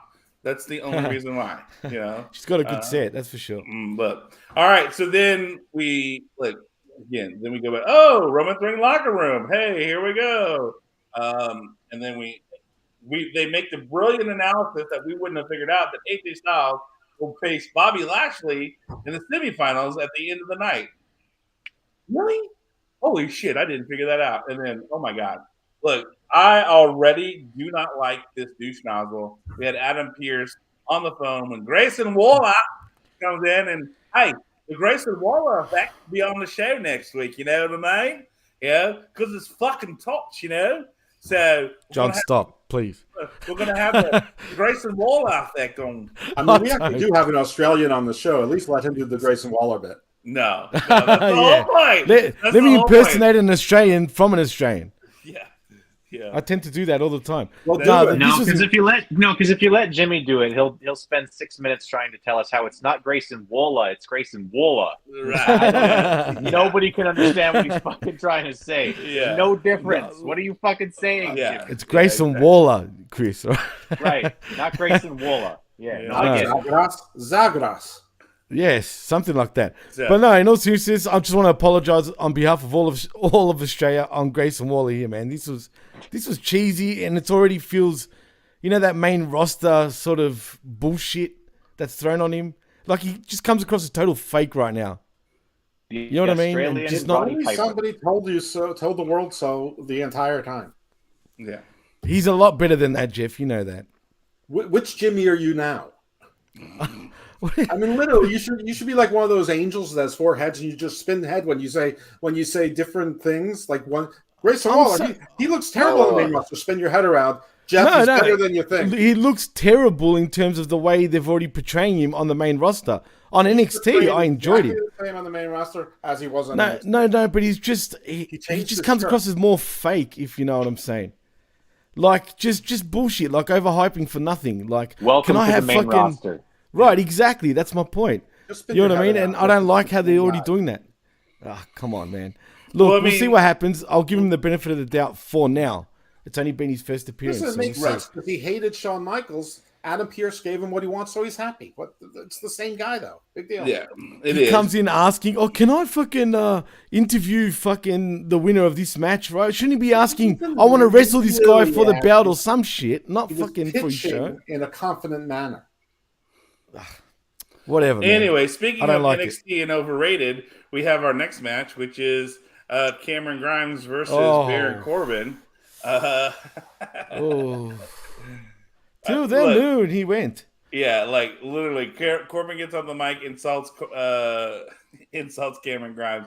Cameron Grimes hits his finisher, the cave in, and 1, 2, 3. Why isn't the cave in? Why isn't it the crater in at this point? The cave in was when he looked like a caveman. Now he's to the moon, so it should be the crater in. Look, WWE doesn't make changes until they, Moonfall would be a good one. I like that. Yeah, that would be Moonrock. No, Moonfall is better, I think. But he could have more than one move, so he could have more names. True. But this is how this ends. The only reason why I like this is because the embarrassment of Baron Corbin continues. I feel for him now, dude. It was a complete waste of time. But it's not is it a waste of time when you embarrass Baron Corbin? No, and the crowd loved it. So, I feel so bad for him now. As opposed to 90% of the NXT call-ups that got no response at the beginning, middle, or end of their matches, and most of them still get zero response 7 months into the experiment. Cameron Grimes got a bit of a reception at the end, but he got a big pop when he won, and that's how you properly do a squash match when it's not supposed to be a giant power guy killing a nobody. And as a matter of fact, he got cheered initially. Once his music started hitting, the people actually kind of cheered for him when he initially came out. So, yeah, I mean, maybe there is something to him. We'll see, though. I'm not confident, though. Anybody's going to cheer when it's Baron Corbin in the ring and someone else comes out. Like, I guess. That's anybody's going to be like, do you think he'll get released? No, he's playing his role. You say I feel sorry for him. Why would you feel sorry for him? He's on TV just about every week. So he's making money and he's doing what he's told. Look, you do what you do, and then eventually you're going to be proven the good soldier, and he's getting taken care of. There is nothing going on where I would be like, okay, it's a sweet gig for Baron Corbin. Look, he showed up last night and he was in the ring for 30 seconds and got paid his full salary. No, he got paid for 30 seconds worth of work, Jimmy. What's wrong with that? Like, not true. I mean, if you do shit. And hey, AEW, this is how you debut a guy who you want to make a star. Just so we're clear. Just so we're clear. But 15-minute matches against Commander? No. 30-second squash matches against somebody who's 6'5" and 280 pounds? Yes. That's what AEW do, man. The big guys always lose. You know that, Chris. Come on. Fuck. Well, true that. So, that's all that needs to be said about this match, right? And then we have another package of Cody Rhodes is going to face Brock Lesnar again at Night of Champions because I want a match. Because the Saudis have to have their, their Brock Cody Lesnar and Brock Lesnar. Yeah. Well, look, Brock Lesnar, he is back. And we do Brock Lesnar with Cody Rhodes, and Cody Rhodes humble him and break his back and fuck him in the ass. I don't know why everyone's upset about seeing this match again. I thought the first match was good, and of course we're going to get a second match. And if it's going to be on the Night of Champions PLA, great. I don't care that the Saudis want Brock Lesnar. I want Brock Lesnar too. So I'm glad to have a royal family on my side. I want that Brock Lesnar and that Cody. I'll break him. I break his back and fuck him in the ass. We all work for Bin Hameen. Let him stick. Let him stick to the Middle Eastern dialect. Look, I'm doing Iron Sheik. Okay, you sound like Don Tony. Does he know who Hey, Don Tony is? hey, I'm There you not Don Tony. You know what I mean? Hey, he done it not bad. Yeah. That's So actually quite good. I don't look. Jeff. You don't want to talk business? Nah, I'm a businessman. Hey, we gonna It's talk all right, business. Stacks. We'll take care I'm of this talking next here. week. I'm talking Shut here. up. All right. I'm talking here. Look, it's not that I don't necessarily want to see it, but I feel like this is already too. Like I wanted to give it some breathing room. You know, it needed a little bit of space, but because it's that idea of Cody was saying, I've slayed the beast so I can move forward. So then it negates that story. You know, that I've beat Brock Lesnar, I've slayed that beast so I can move forward. It feels like it's a step back. Like, then you haven't. So is it that he's got to kill Brock Lesnar at this point now Yes. to move forward? So, which Roman Reigns He hasn't didn't done. really slay the beast, though. He snuck past the beast. So the beast is still chasing. But Brock is only ever going to be beaten. He's never going to be beaten cleanly or slayed by Cody Rhodes. It's not going to happen. You know. Sure. I mean, This is a bit of an interesting dilemma because this could get X-Pac hit on Cody if he wins again, if you think about it. Listen, people at some point are going to realize this is just Cody Rhodes. So I've been saying this all along, so I'm fine with him staying away from anything major at this point. But if they actually have, like, what they should do is like a anything goes match, and Cody actually does slay the beast, but it's sort of the way Bad Bunny's slayed Damian Priest. I don't know if I like it. You don't like anything. What about you, Chris? What are your thoughts? Because I saw you made some faces when some things were said. So what do you think? Of course, it was when Jimmy said ridiculous things. So Blame Jimmy. Yes, well, that's what we do here. No, but listen, I think that you can get him a cleaner win against Brock Lesnar. Not necessarily just he's going to hit him with the crossroads, 1, 2, 3, and nothing's going to happen. Because I don't think you want to do that to Brock Lesnar. Because as Jeff has said a number of times, I mean, in case of emergency, break glass, grab Brock Lesnar. So you want to have him waiting around. You want to have him there still in case you need to do something big, in case you need an immediate, influx of excitement and interest. You go get Brock Lesnar to come back, but you can have him get a cleaner win, right? Again, it can be a situation where it's, Brock brings in a chair, but Cody's the one who winds up using it and getting the win. That's still cleaner.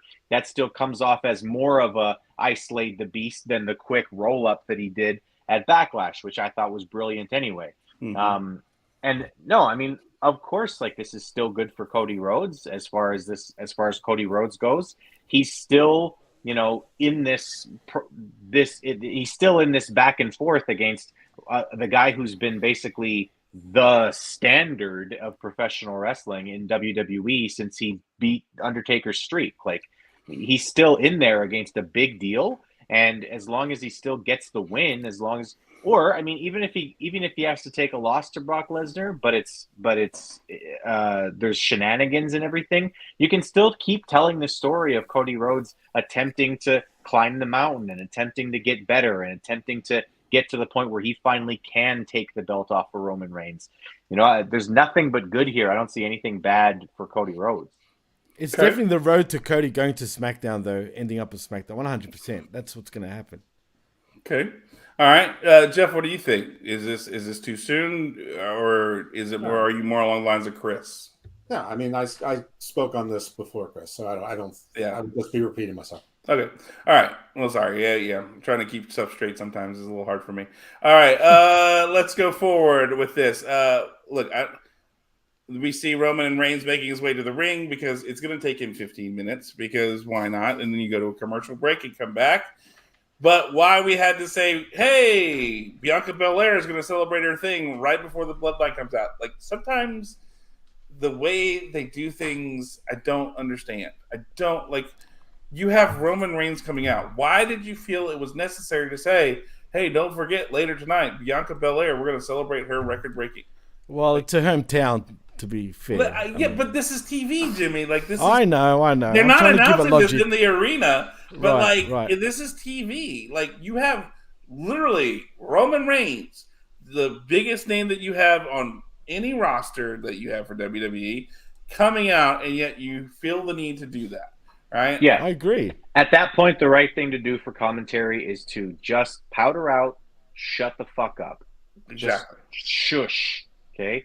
Yeah. Let the guy with the greatest reign in the modern era come out with his fucking belts and just shut up and let him do it. That's the best thing you can do as a commentary team. Right, and this is where WWE shows their overproduction sometimes, where they overproduce things. That's been I think sometimes a problem with WWE is they don't know when to, for lack of a better phrase, to steal from Ben Hameen, shut the fuck up and listen. Sometimes your commentary does not need to say anything. Sometimes it just needs to shut the fuck up, and you need to listen to the crowd and hear what it has to say and let them what they have to do. Well, so, come on, Jimmy, for listening, because now he's got two heads.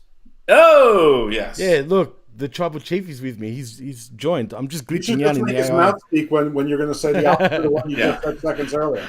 Yeah. That'd be funny, actually. Hey, so... Hey, look, it's the before and after picture for Stevie's new exercise program. That's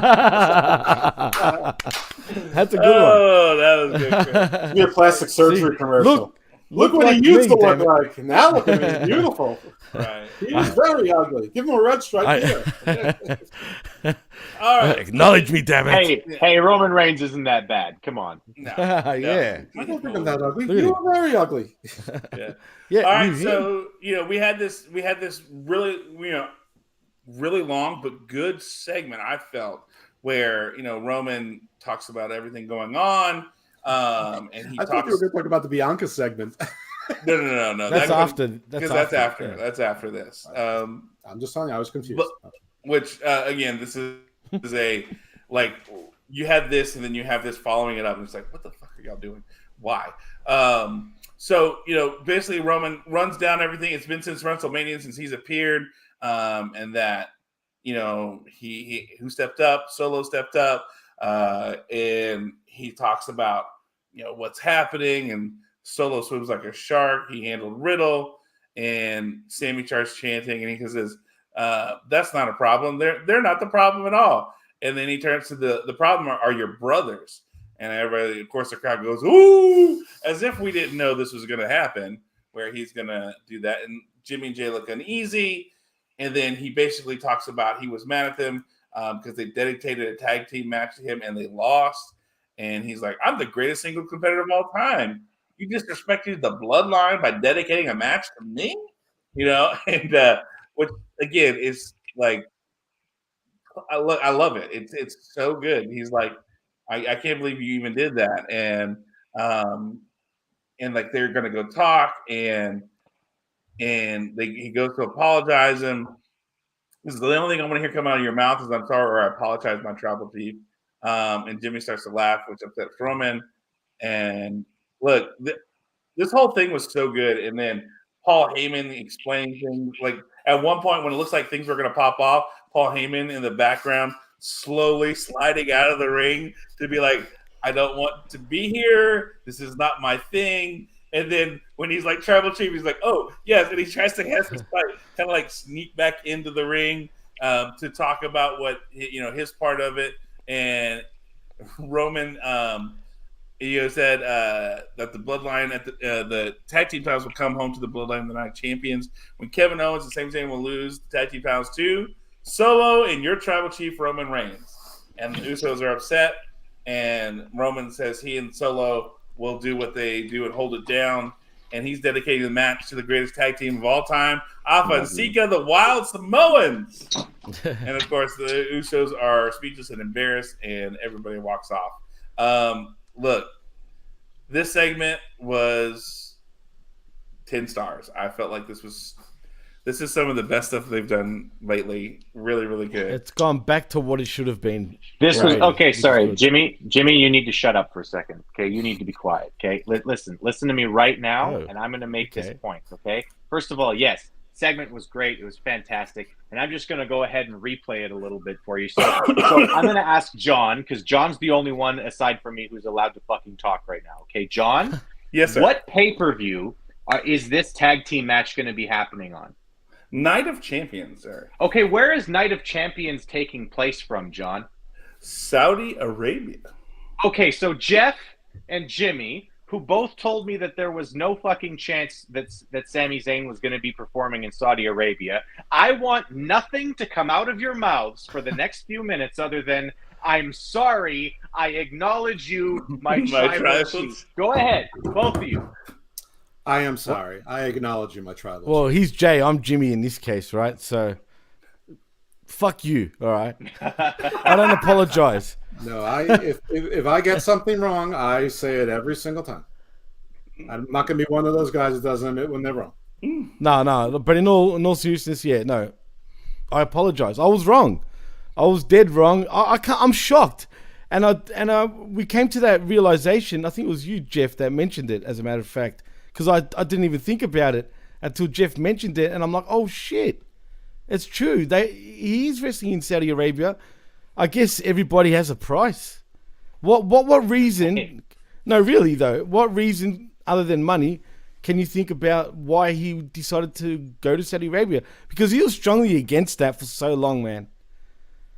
I think that I mean listen, I could be wrong. I don't know Sami Zayn on a personal level, but I really honestly think that the WWE is serious when they say that part of why they're doing this in Saudi Arabia is to normalize relationships with Saudi Arabia. I think that that really is something that they think about. I mean, it might be that there's no way they would have done it unless they got the billions and billions of dollars that they're getting from Saudi Arabia. Right, I strongly suspect that that's the case. But I do think that if you can normalize that relationship between Saudi Arabia and the West, it is a good thing. It is something that can lead to progress, even in a place as archaic, as the Kingdom of Saudi Arabia. I think that you can get some good things from that interaction between the Western world and, what, again, for a long time has been very archaic kingdoms. And I think that I think that the government in Saudi Arabia does have at least some modicum of understanding that they have to start modernizing. And I think that, Western companies and Western civilization coming in and at least giving them a chance, I think is actually a good thing for the world. I think that this really might be a positive step. Yeah, well, I mean, if you think about it, Jimmy, congratulations for that. When did Japan start becoming a world power? When they finally realized they need to let foreigners into their country, of course, to trade and bring them out, and then we see the growth of how long was Japan in a feudal state, with their country riding horses and arrows and far behind the times, and then the moment they decided, you know what? We need to start letting these foreign devils in for their trade and things along those lines. Devils. Don't worry about the Tom Cruise. Yeah. I mean, well, they let Tom Cruise in. That was bad. But we have that idea of this is where we begin to see the change in their culture to look where they are now, technological wise and just as far as the GDP and everything that goes with that economy in that country. They are on the next level. Saudi Arabia, United Arab Emirates, that area, it is rife with not only just space for things to do and test, but not just the oil. Outside of the oil, there are things that can be done there, technological and otherwise that you could do because you're going to be able to allow, and then you're going to bring modernization. That idea, if you want these things, cool, but you got to meet us where we're at. Right. I mean, that's what they're going to be. And so, that's going to benefit the world economy in the long run. So think about this. You've now got a middle point in the world that is known for not only being rich for oil, but a technological and, societal based place where you can bridge the gap between a lot of places because of their location. Locationally, it makes sense, and economically, it makes sense in the long run. I'm just telling you, only one country recently pulled out of the Moon Treaty, and that's the Kingdom of Saudi Arabia. Despite not having a space program, one thing they know how to do, one thing they have a lot of, is drills and pipes. I don't trust them, though. I don't trust them. And look, hats off to WWE for playing peacekeeper and essentially being the UN here, right? And playing politics. I mean, they are. This is what they're doing, man. I mean, they're doing everybody a favor. We're trying to. Right? But can we really trust the Saudis? They're full of shit. That's the problem. First of all, no one here knows the answer to that. Yeah. But, I mean, for Sammy, in the time that he started this protest until now, not only has WWE continued to make $110 million a year from this directly, and he not get $1 million paydays every year because of not going, but since then there's been a golf league that started there that's being carried everywhere. The Formula One has been there. Qatar got the football, yeah. Yeah, Qatar got it. There's no difference between the Saudi government and the government of Qatar. It's the same shit. As a matter of fact, Saudi Arabia thinks it is part of their country. Dubai and Abu Dhabi are like the biggest playground cities in the world that are not named Las Vegas. I mean, so the world there has changed, the world percent. But whatever it is, maybe he just realized I lost. Me not doing this doesn't mean anything. Or maybe they said we're going to give you a considerable donation to your nonprofit for what you do in Syria. Well, does anyone know if Sami Zayn is pro Assad or is he against Assad? Does anyone know? I'm sure he's against Assad, but I'm sure he. Because so are the Saudis. That's why I'm asking. Oh yeah, that could be a point where they're in agreement or something. Right. It might have been a situation. I mean, listen. I mean, in the history of peace between nations and between peoples, there has been nothing, and I mean nothing, that has worked quite so well as, hey, we hate each other, but we hate that guy way more, right? Like that is literally the greatest thing that's ever happened. But the thing is, they're the same race essentially, though. They're all Arabs at the end of the day. They're the same peoples. I don't understand how they, Well, they might be the same over race, religion. but that doesn't. They might be the same race, but that doesn't mean that they're the same culture at all. It's exactly. The same thing with Europeans. It's the same thing with Europe. Syrians aren't all Arabs. They're mostly Alawites as well, and Alawites. In any event, this probably isn't the time or place, or do we have the capability of determining what the Saudi-Syrian geopolitics are and how they relate? Well, it does relate. The four of us are going to figure out world peace right now. Sammy probably he probably usually wakes up with some back pain, but one particular week he woke up with back pain 3.5 days in a row, and his wife said, "We need to start planning for your retirement, so stop not That's taking what I was the thinking. $1.2 million payday." Exactly. And then KO was like, "You know what? My wife sort of feels the same way." This guy make that money, man. Absolutely. Right. Why not? I mean, shit. It's good. Look, and make no mistake about it. Those Saudi fans are going to cheer Sami Zayn 100%. And I do think that Saudi Arabia has listen. You're not going to find a lot of people who are gonna be as consistent as I am on like Middle Eastern superpowers and things like that. But Saudi Arabia has actually made a number of strides forward socially in the last 5 years. Well, women can drive now, Chris. I mean, literally though, like right. People say that and and they say it almost as a joke. It's not a fucking joke. It's true. I'm being set to shoot. Right. Absolutely. It's true. Yeah, so I mean, they've got the golf league, and they've spent all this money on the football league, and they've spent all this. They've spent a lot of money trying to modernize. Cristiano Ronaldo, man. Right, and not only in a technological way, as was said, but in a social manner, they are moving forward, and that is good. So I mean, if you're Sami Zayn, you might say I lost, or you might say, okay, they actually have improved. Well, here's a couple of geopolitical things. They didn't join officially, but they also gave permission to about 7 or 8 other Arab countries to join the Abrahamic Accords. They also agreed to a ceasefire in the Yemeni civil war, which was, which has been going on for how many years now? Right. So they have done things. Yeah, they also cut back on oil production when the rest of the world needed it the most, but that's economic interest.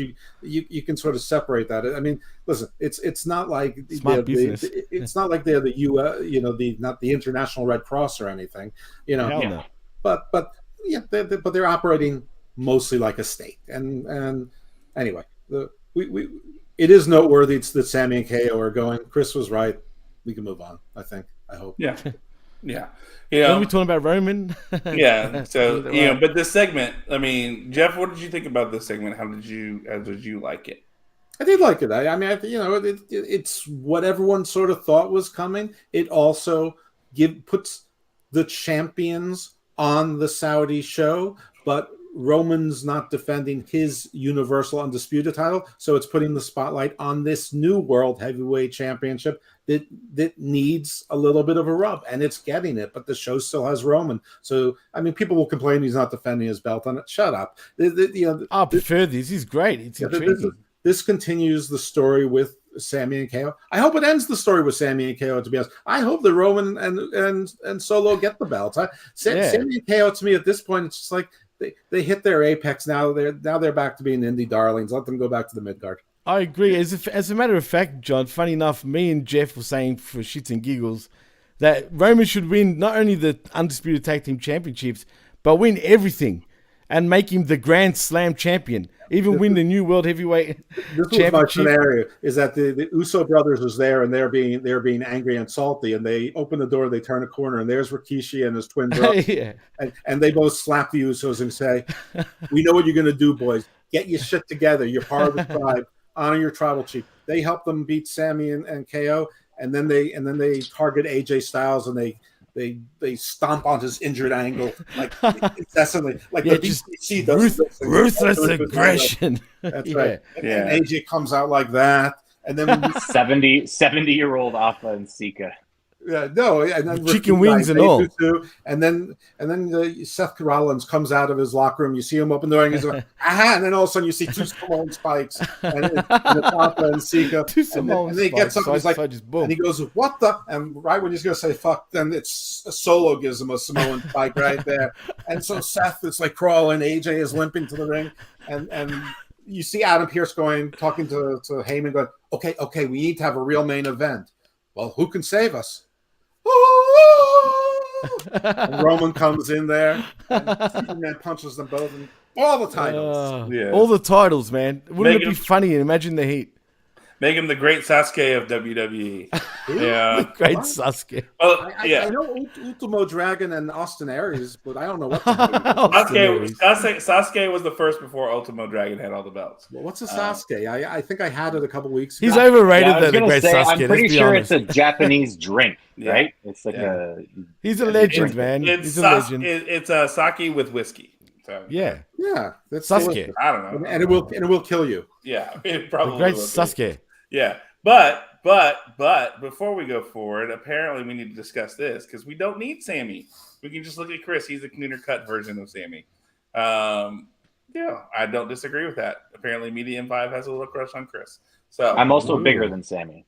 Well, well, you were so you lost all that weight. He lost a lot of weight. What's that? I'm still 230 pounds. Like I'm still legitimately bigger than Sami Zayn is. All right, put him in, coach. Let's go. Tag. There we go. I agree. I think that this is the point where we see, the end of Sammy and Kevin. It needs to go at this point. It was fun. It was a cool pop for the fans. It's Jake and the Fat Man. Forward. Now here's my question: do the Usos make the trip? Yes. Yeah, why wouldn't they? Because they've got to bollocks it up some way. You think? If you're thinking because in reality, they're gonna fuck that up for Roman, and that's gonna create even more tension, or it's gonna be the actual beginning at the end of the bloodline. But Jimmy had to sign something saying not a penny of it goes to Trinity. Right. And they won't not a penny. They won't touch a drop of alcohol while they're in the He's got to spend it all in the mall in Dubai. Right. Well, they'll go to jail if they start drinking. Yeah, they're going to be dry while they're there the entire time. Well, they got into Canada, boys. Tailored suits. If they got into Canada, WWE has connections. They even got into Australia, which is hard to get into.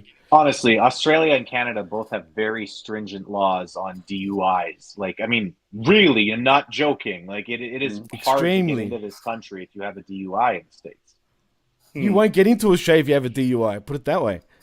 So, I mean, and so WWE do have connections, political, exactly. Yeah, that's they have connections. They have connections. Connections, exactly. Almost and the thing is, country has exemptions for major events. I know, but it's contradicting though. You It's could never bad. have an NFL team come to your country if you didn't let someone with DUIs in there. Right. True. That's true. Yeah. So, all right. So then we have a backstage segment where Kayla's talking and she's talking about the tag team championship that happened, and the damage control rolls in, and Bailey says it's supposed to be interview time and not Roman's.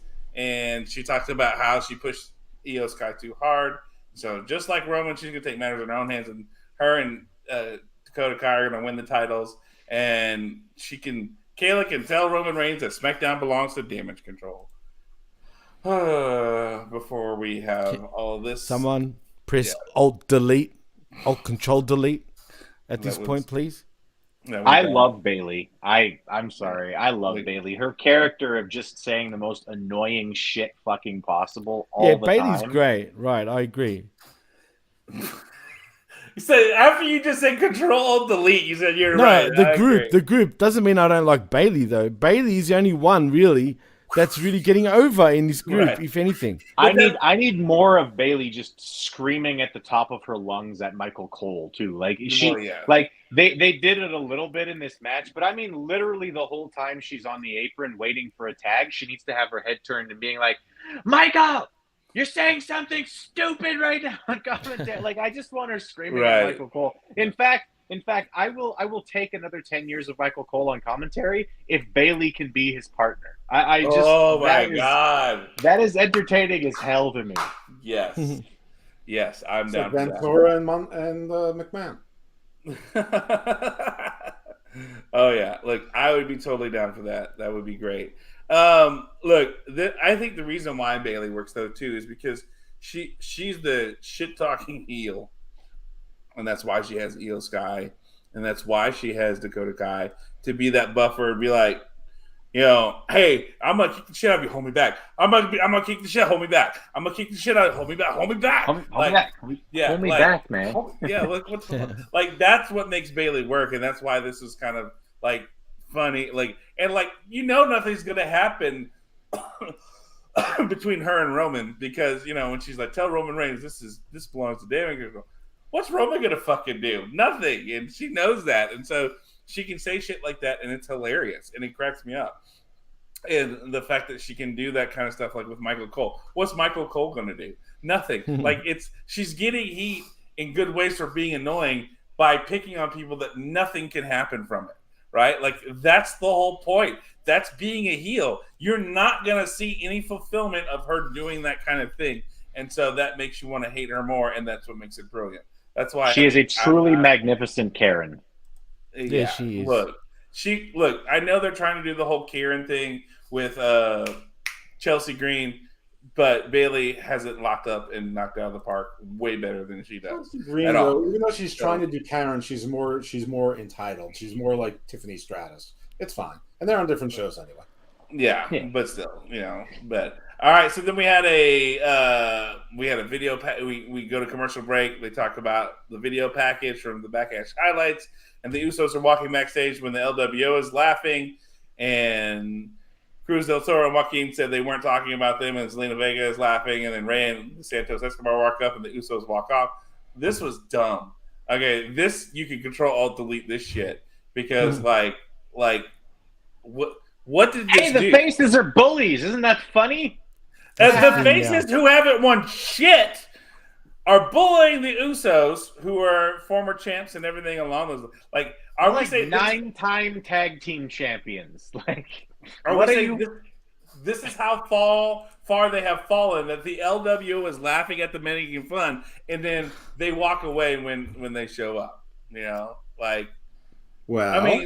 In fairness, the LWO wasn't talking about them. It was just the Usos being hypersensitive. They're like, we're speaking Spanish, which I'm not even sure that Joaquin Wilde speaks Spanish. But, right. But in any event, this is going to set up a match. And the question is, do the Usos continue to let the tribal chief down by losing the match to Legado, or does Legado continue to lay down? So I'm actually hoping that there will be a match between these two on SmackDown, and I'm sort of looking forward to it. And I think it'll be a fun little match. But who wins and how it's won is going to is hints. It's breadcrumbs to lead us towards what's going to happen towards the next PLE and how people follow the story, and that's how you try to make predictions in WWE. You follow the story. So, anybody else have a different take? No, I agree with Jeff, with what Jeff said. I mean, and Zelina's back. She had her moment, and she's back where she belongs in the background, being a supporting player, because it was beautiful what happened. But she's not really a great wrestler. No. I do think Legato will lose though, because it just loses. I'm sorry. Well, they're not gonna lose the next match, because the next match that's set up. This was set up on the show that it's gonna be against Santos and Ray. If they were wrestling against, what is it, Joaquin and Cruz, then yeah, like LWO would lose. But it's Ray and Reagan and Bush. 84. 84. Yeah, there we go. That was 84. A year before I was born. Oh shit.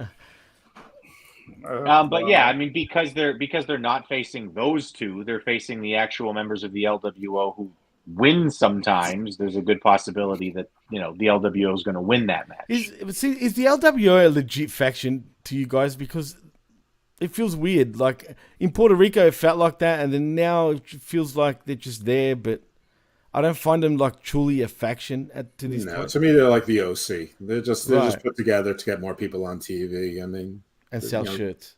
Yeah, sell shirts. I mean, are they a faction? Yes, but the ironic thing I find about it is this: Rey Mysterio was never in the LWO. He wasn't. No, he was. He was forced to join.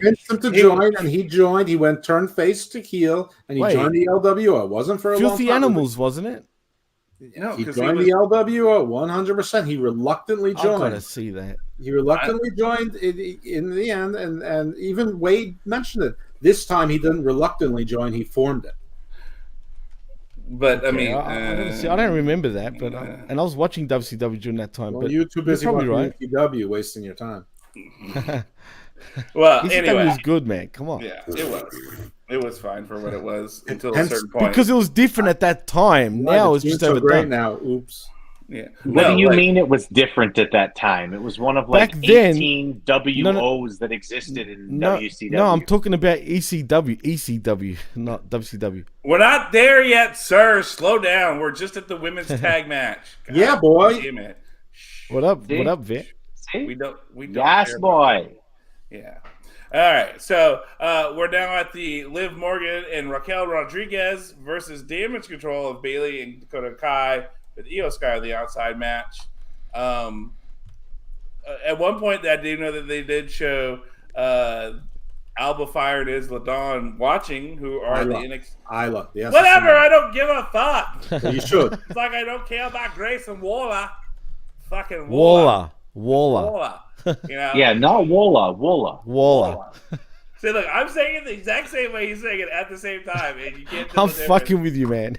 Obviously. So they're back there watching with their NXT tag titles, even though they've been called up to SmackDown. Yes, they're still the NXT World Tag Team Women's Tag Team Champions. Why should they give up their belts just because they got called up? Others have come up with their NXT belts. Because they've lost. They did lose. No, because they've been called up. Because that's kind of the. I don't know. Look, I don't know. Anyway, this is all stupid. This match was whatever. I was done with this match when Raquel Rodriguez walks out with the belt backwards on her. Can't stand her, man. Look, so that she can do the back pose. Right. With the belt, right? It's the worst pose too, man. Look. Her and Dana Brooke should like double flex to no reaction together. I mean, Dana Brooke has lost all of it. Like, she used to be like a big bulk. She used to be like Beth Phoenix. Now she's just skinny, and she still does the double. What Beth? No one even recognizes Dana Brooke anymore. A kid wouldn't even high five her. Her face got on there. I'm like, what the hell has she done to her face? Look, yeah, she's one of those that's addicted to plastic surgery. Way too much. Yeah. Like, she I don't understand some women, man, that go crazy with plastic surgery and end up looking worse than they did before plastic surgery. She's starting to look like one of those Madame Tussauds wax statue versions of herself. And the next step from that is like looking like a melted candle. Shit. It's pretty bad. Look, all I'm saying is this match. Though it would be cool if her face melts off and she's like female Skeletor. Oh, that would be cool. Yeah. I mean, let's put it this way. There's not much on her right now that she's almost female Skeletor right now. So a new dream arises. A new day, a new dream. But look, this match was easily the worst match of the night. Oh, yeah. I mean, that's including the Cameron Grimes 30-second cave By a in mile. there. Yep. That was a good match. Yeah. Right. Guys, at what point do we like? Obviously, they're showing that these women tag team titles are here to stay, right? I guess. Right. So, but I don't know what to do at this point where you don't. This is your second to last match of the night before your main event, and this was awful. This was bad. We need to stop putting this in such a prominent position. Do we need to do something different, or do we need to have put together tag teams that actually work together and know how to do stuff? I don't know. I don't know what to do anymore. I really, this is a bathroom, go home segment, go cook dinner, whatever kind of thing for me now. They drafted 3 actual women tag teams. They drafted Katana Chance and Kaden Carter. They drafted Isla Dawn and Alba Fire, and they drafted Indy Hartwell, who unfortunately is injured, but her and Candice LeRae are an actual women's tag team. So they drafted 3 actual tag teams. Shayna and Ronda are an actual team. I guess Ronda's still recuperating or being miffed or whatever is going on with her. But, hopefully, I don't think it's going to happen now based on what we saw tonight, but hopefully Kairi Sane comes back and you get the Kabuki Warriors, and now you have a division. But, yeah, this match was terrible. Raquel is every bit as clumsy as her old man, except he, is actually physically intimidating. She just thinks she is. Who's she dating? Braun. Yeah, exactly. Strowman, not Breaker. Does that make sense now, Chris? Yep. All right. Exactly. Yeah, this match was bad, and there was a little botch where Raquel, of course, she was running the ropes when she wasn't supposed to run the ropes, and then she realized it, and she hopped over Dakota. They went she was just supposed to go to the turnbuckle and do a move off the corner. But listen, they have to put a women's match on, or they get grief. You know me; I'm all for getting rid of women's wrestling entirely. I don't think I think it's useless. I think it's part of the reason why you've He used to say that. I don't think it's the reason why you went from 10 million to 2 million fans, but I think it might be the reason why you went from 10 million to 7 million.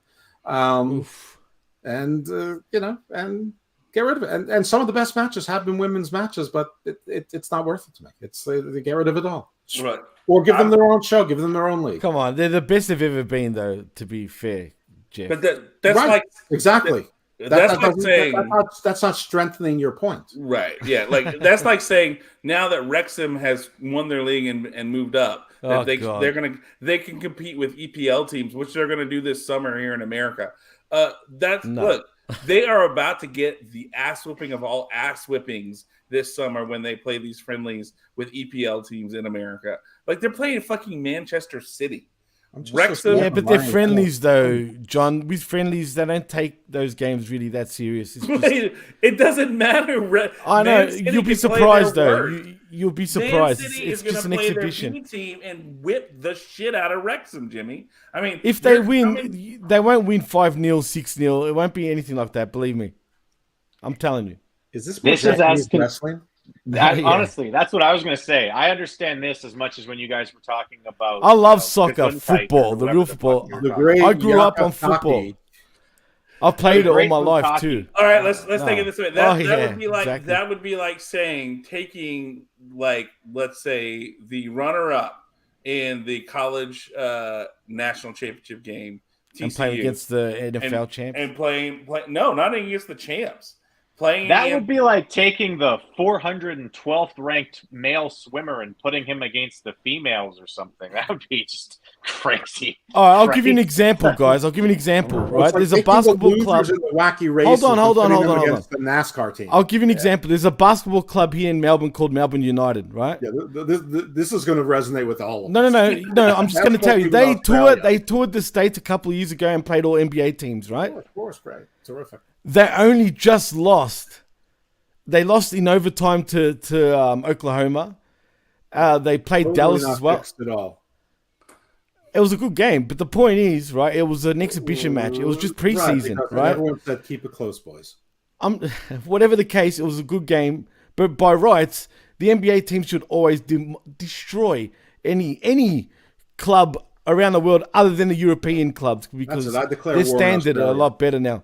No, the European basketball club's actually very good. Those submarines that were sent to you that you paid for, they're actually going to bomb you once they get there. Yeah. Yeah, we're still waiting for those damn subs. You're Actually, gonna pay for your own destruction. it was America that stopped the ones from us buying the French ones. We went like this to France after saying, yes, we're going to buy some.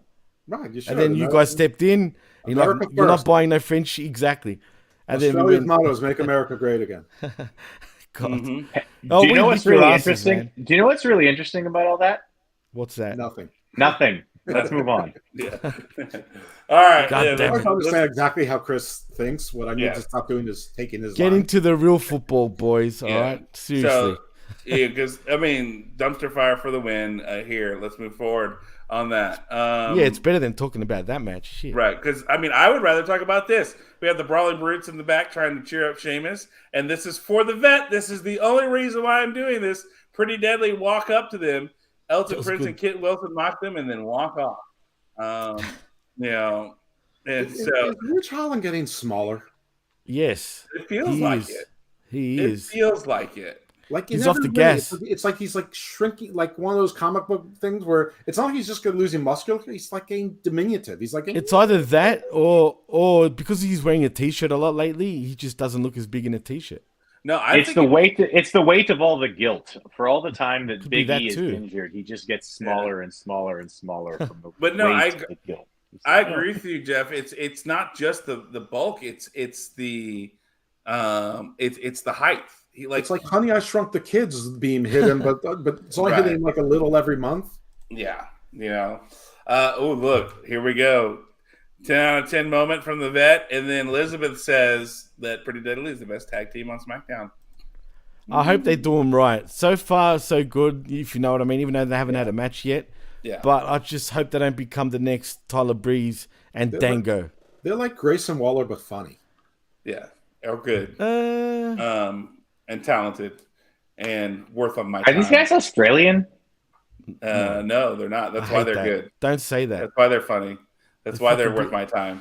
Americans saying that British humor is funny. What the hell's going on here? Yeah. British humor is funny. It is kind of. Sometimes it can be annoying though too. That is certainly an opinion. Wow. The vet is coming in hot, saying Pretty Deadly is the best tag team on earth. Woof. They are a little slim for my taste too.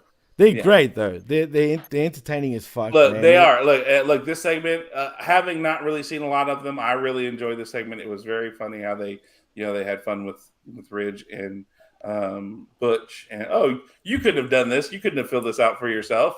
Right. So sorry. It was an entertainment. I would have rather had more of this and less of the match before. Yeah, it was. All of everything you've said is pretty truthful. Yeah, I get a lot Pretty of truthful. the totally awesome Edge, totally reeking of awesomeness, Edge and Christian stuff from But them British backstage. style. Like, yeah, but that's the sort of feel I get from that. Yeah. And I mean, Canadian humor is pretty similar to British humor. So Unfortunately, yeah, I mean, same here. that is what I get. A lot of these guys is a lot of that same energy, that same like kind of feeling from them, where they're being sort of smartasses, but they're also kind of cutesy about it. right. And I think it's great. I honestly, like, I don't need to see Pretty Deadly have a tag team match for a month. I can just have them do these little backstage things where they're being smartasses. And That's then awesome. next thing you know it, they're hosting WrestleMania. I would just want one more thing. I would want each week for them to have like the background music. Like one week be Duran Duran, the next week it's Adam Ant, the next week it's like Ultravox, and Johnny does jazz or Skritty Politti, something like Oingo Boingo. It's just got to be like ridiculous 80s, like Even first Phil wave Collins. band. Nah, yeah. Did you say Phil Collins? He Yeah, did. fuck it. No, not Phil They- Collins. they- That's completely mainstream. That's as mainstream as you get. No, I'm talking Yeah, Boingo Boingo's great, by the way. Yeah, a lot of these are. I'm naming bands that I like, but they're definitely timepieces. Right. Yeah. Yeah. And I want the funny upbeat party ones. I don't want like the Cure or the Smiths. I'm miserable and I'm miserable because everybody dies, so I'm going to kill everyone else. And that birds 80s fall out of sky around me. That 80s soundtrack of like the modeling scenes that you would hear from behind stage. You know, Could they do him a bad one and put him with maximum male models eventually? They should feud with Maximum Male Models. Yeah. They should Yeah, be that like, would be gold. That would be golden if that happens. should That'd be actually fun You're shit. not really Maximum pretty. Male We Models.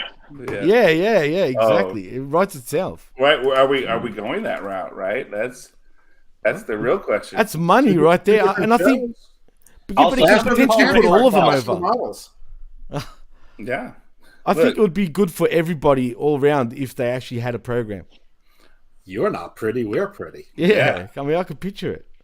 Yeah, look, the only time, and I'm going to say this might be controversial, the only time The Cure has been good at all, if anything, is there's a local restaurant here in town called Lenny's Local that is a rock-based wings and sandwiches place, and they have loaded fries called The Cure, which has beer cheese, fried egg, bacon, and your choice of maple bourbon seasoning or honey sriracha, and that is the only time The Cure has been any First good of all, because that's I've had delicious. it. I want both sauces. Secondly, Tyler Breeze, special guest referee. He does work for Yes. WWE. Oh, yeah, there we go. It does. Look, Right, there you go. look. It's perfect.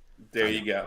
There you Pretty go. perfect. Yes, It's and pretty right after perfect. this, of course, right after this, we have the ring being decorated for Bianca Belair's Championship celebration. Yay. And then as we come back from commercial, Kevin Owens and Sami Zayn will defend the undisputed WWE Tag Team Championships of the world against Roman Reigns and Solo Sikoa at night. Even though they said it was going to happen earlier. Wait, what country is that taking place from again, John? Saudi Arabia. Mashallah to that. I just wanted to make sure. Yeah. So, God willing that they're safe over there. That's all I'm saying. Yeah, and then we had this. Hey, let's do this. You know, Bianca Belair celebrate. Woo! And Where'd Chris go? well, look, he probably doesn't want to talk about it. You know, I don't blame him. Or child issues, one of the two. Who knows? But we had this moment here where Bianca comes out, woo, bold colors, let's go, fireworks, and then Asuka makes her way to the ring. Bianca looks confused, and an ESC chant comes. Yeah. Well, here's the thing. This writer says an EST chant picks up, even though no one in the crowd is moving their mouths in the manner. It was pretty uneventful too, man. Everyone knows that Knoxville is the world headquarters of all ventriloquists. Duh. Right. Hello. I mean, you have a Tennessee volunteer in the ring in the middle of Tennessee volunteer to do a celebration yet. Yeah. Anyway. Listen. So then we learned here is never shake the hand of a clown wearing gloves. Right. You know, because That's all I have to say about this entire segment. You don't need to come to me again. yeah. Look, Asuka does her thing. She spits it, and you know, it's blue mist. It's blue mist this time, not green mist. So it's blue mist, and of course, Bianca screams in agony and rises on the mat with the crowd booing without booing because their mouths didn't move. Trainers and referees run down with water and towels to wash out the champion's eye, and then Asuka celebrates as the crowd boos. And then, look, we see AJ Styles is still feeling the effects from his triple threat match, and he's preparing for Bobby Lashley. Let's go. The commercial break, and we go to the trainer's room, and Bianca is still singing, help me, as she's been blinded. Childish, bro. This shit was so blind. childish. She's not going to be able to see anymore. Oh, my God. This almost makes me feel like it could be a heel turn. I mean, it was that bad. You might as well cover it up with her Well, turning that was heel. the whole bit. That was the whole Right. bit. Right, The right. whole bit was, you know, Asuka's turning heel. So, you know, that was the purpose. I know. But I would have gone the other way problem around at this point because of how she was acting. I'm talking about. was, like it's a Bianca it's a Belair. flop. Don't use pronouns. Use the actual nouns. Yeah, come on, use the words. Jimmy is trying to say that this might inspire Bianca to turn heel, Right. Right. As opposed to this Being- is the actual form By of Asuka being the heel turn, flopper. which being has the sort of flop. been going on for a while, but I guess they hadn't really. She was sort of a tweener, you know. You weren't. Yeah. She wasn't exactly heel, but she wasn't exactly a face, which is a weird place to be anyway. Right. But I mean, she just won clean in WrestleMania. I mean, I don't know why to run this back. They have 6,000 women on the show. But yet you want to watch Brock and Cody again. Right back to back. Well, that's part of a program, though. I mean, Well, isn't this? when you have the title match, that ends the program. Look, that's all I'm saying. That's all I'm saying. That's all I'm saying. Yeah. I mean, feuds usually are a trilogy, but a title match is usually the end of a program, not the beginning. Well, I mean, unless you lose. I mean, that's the whole point. Is Asuka lost, and if you want to build to that, who else though on the roster, Jeff, right now could really compete? Raquel I Rodriguez. was saying yesterday on Smack Talk that Bianca, she should come. I mean, if she wants to act like she had a chip on her shoulder because she's the Raw Women's Champion, but she's on SmackDown. So even though she's home in Knoxville, she realizes that Raw is only that SmackDown's only her new home, and that she's carrying around a strange title for this brand. So in order to prove herself to the Raw, to the SmackDown universe, I keep saying Raw, she's going to do an open challenge, and then you could have whoever you want, and at the same time build up Asuka, have her win 6 or 7 matches on TV so that she earns it again, through devious means. But I would rather see Bianca face, 7 or 8 different ways, even if they don't deserve it, and just if it's Tegan Knox, she squashes her. It takes a minute and a half to beat her, whatever it is. Raquel Rodriguez comes out. It's a battle. It's like a Haas match. So it takes 9 minutes instead. Whatever. I would rather see that and just see Bianca be dominant on SmackDown while Asuka is quietly building up, 5 or 6 wins over 7 or 8 weeks. Occasionally spitting the mist, doing whatever, and then she earns her way to the number 1 contendership shot. I don't like you lost a match. You do something diabolical and then you get a match again. I just don't like that. Yeah, that's true though.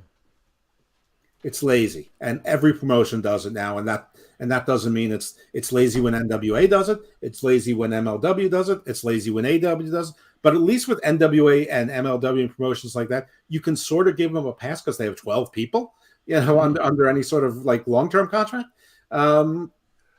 WWE has 247 wrestlers under some type of long-term contract. Mm-hmm. They did a draft. How about all of the NXT women who drafted? They went out. You do a fatal 4-way between the NXT women to see who wins it, and they do. I mean, create something that's interesting and new, and then you have your main event for next week, and then the title match the week after. Whatever. I mean, it's actually making your lives easier when you think. Well, you know what? I felt SmackDown borrowed a lot of their style from AEW in the way the show was booked. They're promoting now matches for next week already ahead of time, which they usually don't do. That's something AEW has been doing all the time. Even cutting out the entrances is another thing that AEW does. Yeah. So I found that interesting, but it looked better when WWE does it instead of AEW doing it. It's different. I don't think it looks better or worse. I mean, you borrow from other promotions. If they're doing something right, borrow from it. If they're doing something wrong, learn the lesson that they learn or don't learn. Well, for sure, I agree. Yeah, look. But, I mean, at the end of the day, really at the end of the day, this is the direction WWE has decided to go. I mean, what is AEW? What's one of their biggest things? They rush storylines. This is a rush storyline. Mm-hmm. Plus, and what's the other thing AEW does? They repeat their storylines with the same people. This is that. The 2 things I criticize AEW for, I'm criticizing WWE for the same way, because despite what the professor says, I am in fact the most objective man in professional wrestling. But let's be honest. And if we're going to maintain that consistency, it's like, why be less than? Because we know WWE can be better. That's the problem. Oh, of course they can. They prove that every time with the PLEs. But carry that same energy throughout the rest of your product. And I'll point out another thing. Even though I keep speaking over, but I forget. I'm 50. You have to remember, I'm almost 55, and I forget things. The one thing I still don't like about the Brock Cody thing is Brock still hasn't given a reason. At this point, he doesn't need to. It would be dumb at this point. Right. Even if the reason doesn't make a whole lot of sense, he should have given some reason. Like the reason I gave wasn't a great one, but it could have been, Cody, I counted on you like everyone else to be Roman, and when you didn't, you let me down. I could get my title shit. My title shot. And then people said, well, why didn't he care about KO? Why didn't he care about when Sami Zayn got stuff? Because he didn't believe in them. He believed in Cody. I'm not saying it's a great reason. I'm just saying it's a reason. Right. It's something. And it's more original than Roman paid me, which, by the way, they did neither of these things. He's just doing it. Yeah, he's just... Cody's the only one that came up with a reason saying, I'm the main event now, you're not. Yeah, Brock is being Brock. Yeah, it feels like at this point. That's all it is, exactly. Brock being Brock. Yeah, and so now at this point, it feels like Brock just wanted to work with Cody, and so this is what they're doing. So they're just kind of making up as they go without any kind of real purpose behind it. Well, your knight is actually slaying the beast before you get to the evil king. You would think, but like if it doesn't feel like that because it just feels like Brock wanted to work with Cody because he wanted to. So like I said, if there'd have been these other factors, like you said, Brock saying, I believed in you and you didn't do it. So that whole thing, that would have made a lot more sense to get behind this story. There's nothing here to get behind it. So then it's just like, well, I guess Brock just wanted to work with Cody. So they're just trying to figure it out as they go. And it would have been so easy if you saw him like before WrestleMania, you see him in the back talking with Baron Corbin of all things, who apparently is rich again, and them making a bet, or the APA. Well, we get it, but we're past that now. Yeah. And Brock bet on Cody and lost a lot of money to Baron Corbin, or better yet, Cameron Grimes, who you're introducing to the main roster. And Brock is mad, not just he says that I'm betting on Cody, and Cody's going to beat him, and now I can go for that title again. And he loses the bet, and he loses the shot. There, he's mad. Yeah. Or listen, the moment for Cody would have been great. I get it. I predicted Cody won, but I'm not really mad the way it happened. I like the bloodline storyline more than other things, even though it hasn't been as great. I just wanted Brock to have a reason, and like it's not that hard to think. Like this is checkers. It's not chess. But this is Brock Lesnar. I don't think he likes to think that deep. He's not the one who wants to think it. Right, I know exactly. And Vince McMahon and Triple H and those people who have to think it. They just got to tell him what to say.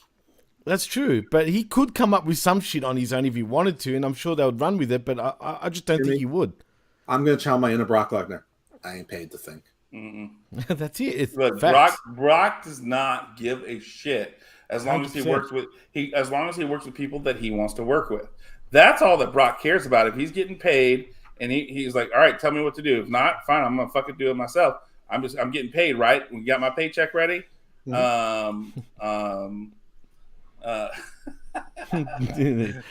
seeing what I'm saying. I mean, all this. He does have a point.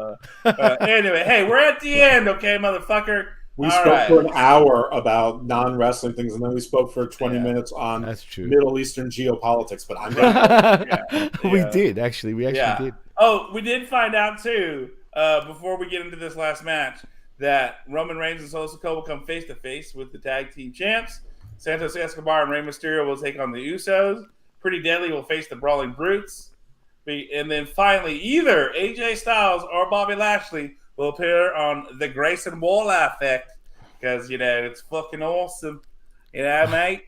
Here we go. John likes to have a 2.5 hour show opinion, so we have to kill time. Yeah, I liked it. It's just.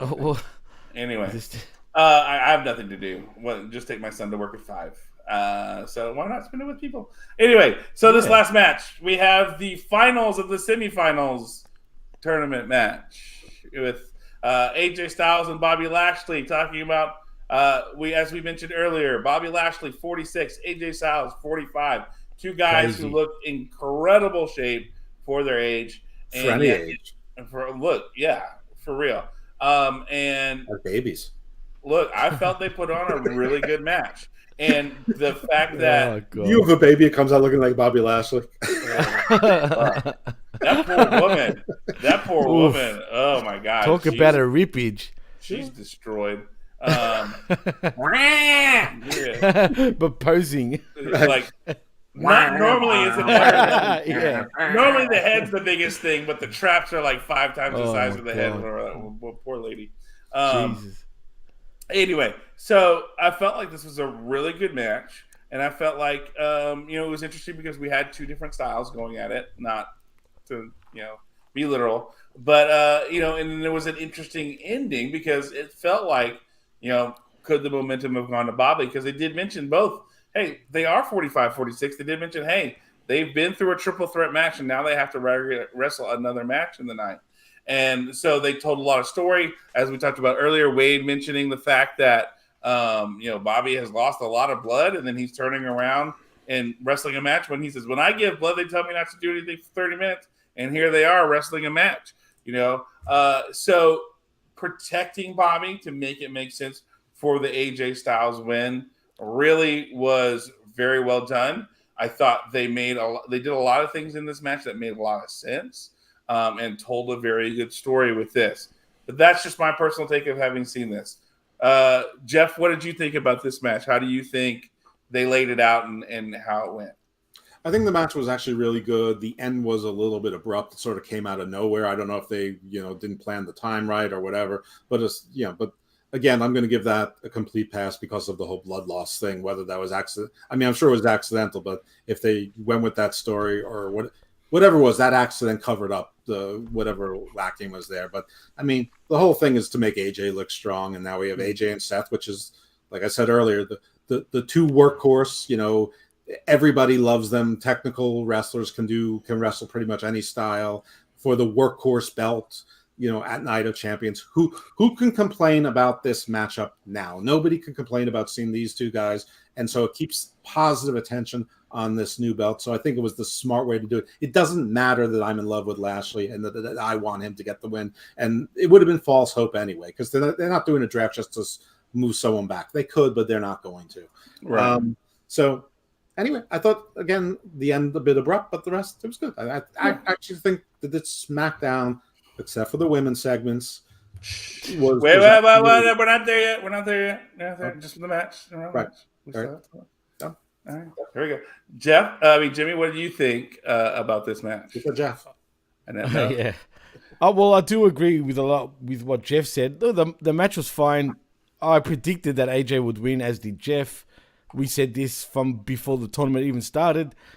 And, we get to see Seth Rollins versus AJ Styles, which them two have got a lot of history. I don't know if many people know this, and I mentioned this on my show, or on our show. And he put Seth Rollins over in the Indies in his first ever match, like one of his first ever matches, to the point where AJ was already a big star, an X Division star. Sorry?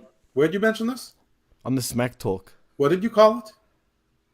What do you mean? You called it Talking my Smack. show. Talking Smack. Yeah. You called it my show, not our show.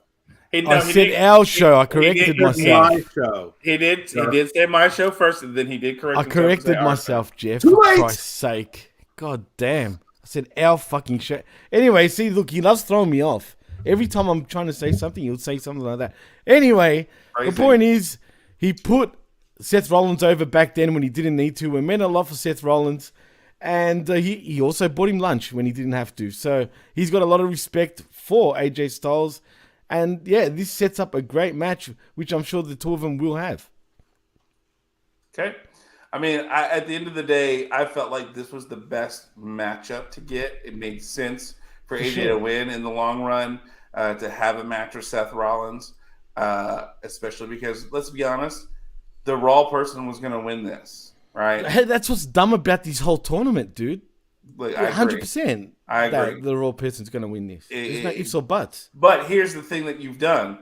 You've elevated Bobby. You've elevated AJ to make them at least main event threats to Roman Reigns. Whether, I'm not saying they're going to win, but you've made them at least something, where you can go, oh, yeah, I could see AJ winning. I could see Bobby winning. I'd want to see that to happen. You've done it with this tournament to do those kind of things. So if nothing else, you've built up your side for SmackDown to have people chase Roman, at this point, which is great. And then really the best match you were going to get out of everybody there was going to be AJ versus Seth, in Saudi Arabia. 100%. Especially if you want people to watch and see. And the style of match that those two are going to put on is going to be really good. And then, like I said, this was a very smartly done match, especially with commentary putting over some of the things that they did. Overall, I think this was a really good match. But let's talk about the show overall. Jimmy, where do you, if you're going to go A through F on this thing, if you're going to grade it like a teacher, where are you putting this show grade-wise? B-. And even that I feel is too high though, like really. Really? Okay. Yeah. I'll give it a B minus. I thought it was a well structured show, other than the women's parts, obviously. And there was a couple of things here and there, but because we've been fed so much shit by WWE lately, this was a breath of fresh air with many sort of new concepts that WWE are trying at the moment. But we'll see. I don't mind the show personally. Okay, Jeff, how are you let agree in this show?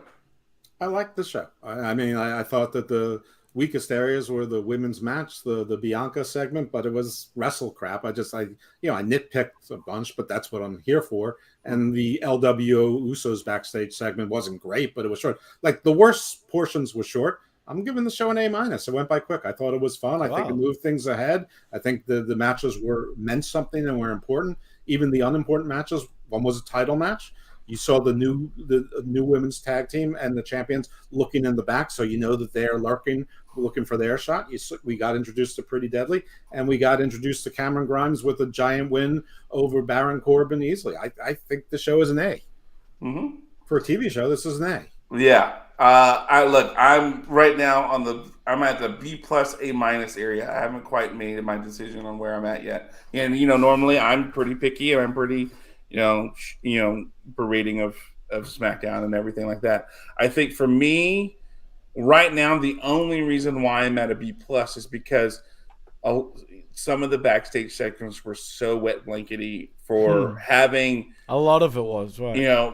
When you had like the triple threat match, and then you threw in, hey, Adam Pearce, Grayson Waller, hey, like that was like completely slamming on the brakes, going 80 miles an hour, and then you slam on the brakes. It was just not quite well done. Now, where I'm saying were some of the backstage segments good? Yeah, I enjoyed some of them, but where they were placed or how they did things was not very well done or structured. So I'm going more of a B plus because I agree with you. This was probably one of the better shows that they've done in a while.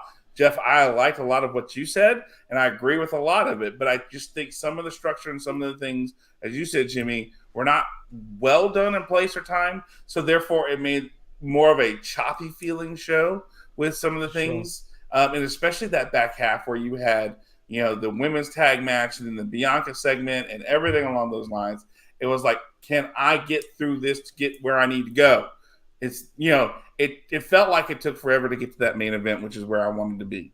And so that is kind of why I'm at a B plus. I can't quite give it an A yet, but in the last, 2 to 3 months, has this been one of the better SmackDowns we've had in a very long time? It has. Yes, I agree. This has been one of the better ones we've had in a very long time. So, gentlemen, that has been our SmackDown. Is there anything else you guys want to discuss or converse with before we head out today? No, sir. No. I No? think we're good. Okay, the only other thing I did want to talk about and bring up, which I found hilarious, I want to share this with you. I've been seeing it a lot and finding it hilarious. I lost it. But apparently there's a meme going around right now with Bad Bunny talking to Kylie Jenner, or one of the Jenner girls, and like he's leaning in and talking to her, and I guess they're at like a basketball game or something like that, and he's doing this, and then everybody's like filling in what they said he's trying to say, and of course the wrestling people are having fun. That one of them I saw was Elizabeth says they're dating. Okay, cool. I don't care. They are dating. Who's dating?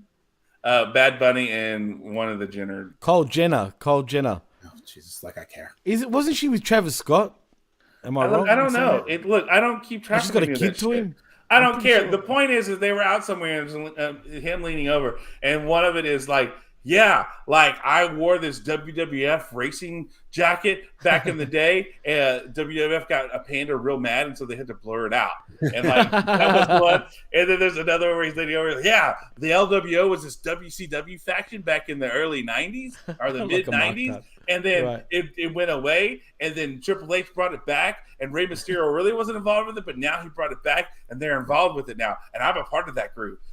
Like some of the meme we see where like the college frat boy guy looking over, leaning over, right, like, girl at a basketball game. She's just like this. Yeah, it's the same thing, but now with Bad Bunny and everything like that, the wrestling memes that come from it are hilarious, and so it cracks me up that has been a thing.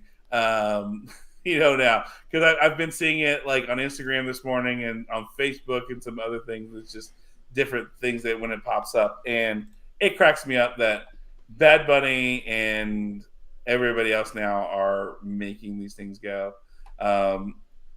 Take off. It was just super funny. That's it. That's all I wanted to bring up before we had to go. So, gentlemen, let's start with the person who was here from all the way in the beginning before anybody showed up. Let's start with you, Evil Dose, Dr. Jeff. Where can the people find you on the internet and your voice and everything along those lines? Please tell us where to find you, sir. Well, Jimmy's going to do justice to all things PWC and where we cross-pollinate with Haman Media Group and Channel Attitude. I'm with there who? too. With what media group? Haman. Media Group. What I say? Okay, you said Haman. Haman Media Group. I need some. Hey, water. I had to give it back to you for the Isla Dawn, Isla Dawn, whatever thing. Listen, whether I deserve it or not, I'm not allowed to be thin-skinned. You can't be me and be thin-skinned. It's not allowed. That's wrong. You can find me on Twitter at IcarusFellMD. My wrestling podcast that don't involve this family over here is Hammerlock Hangover with Big Daddy Cool Steve Pena. You can find that on the PWC, my non-wrestling podcast, where you can find on the Hamin Media Group, Wrestling Soup Network, and the PWC, of course, our Garden of Doom and Garden Views. I dropped a new Garden of Doom today called Garden of Dude. I have a reverend in the religion of Dudism, which is actually a religion on a purposeful fictional mythology of the Big Lebowski.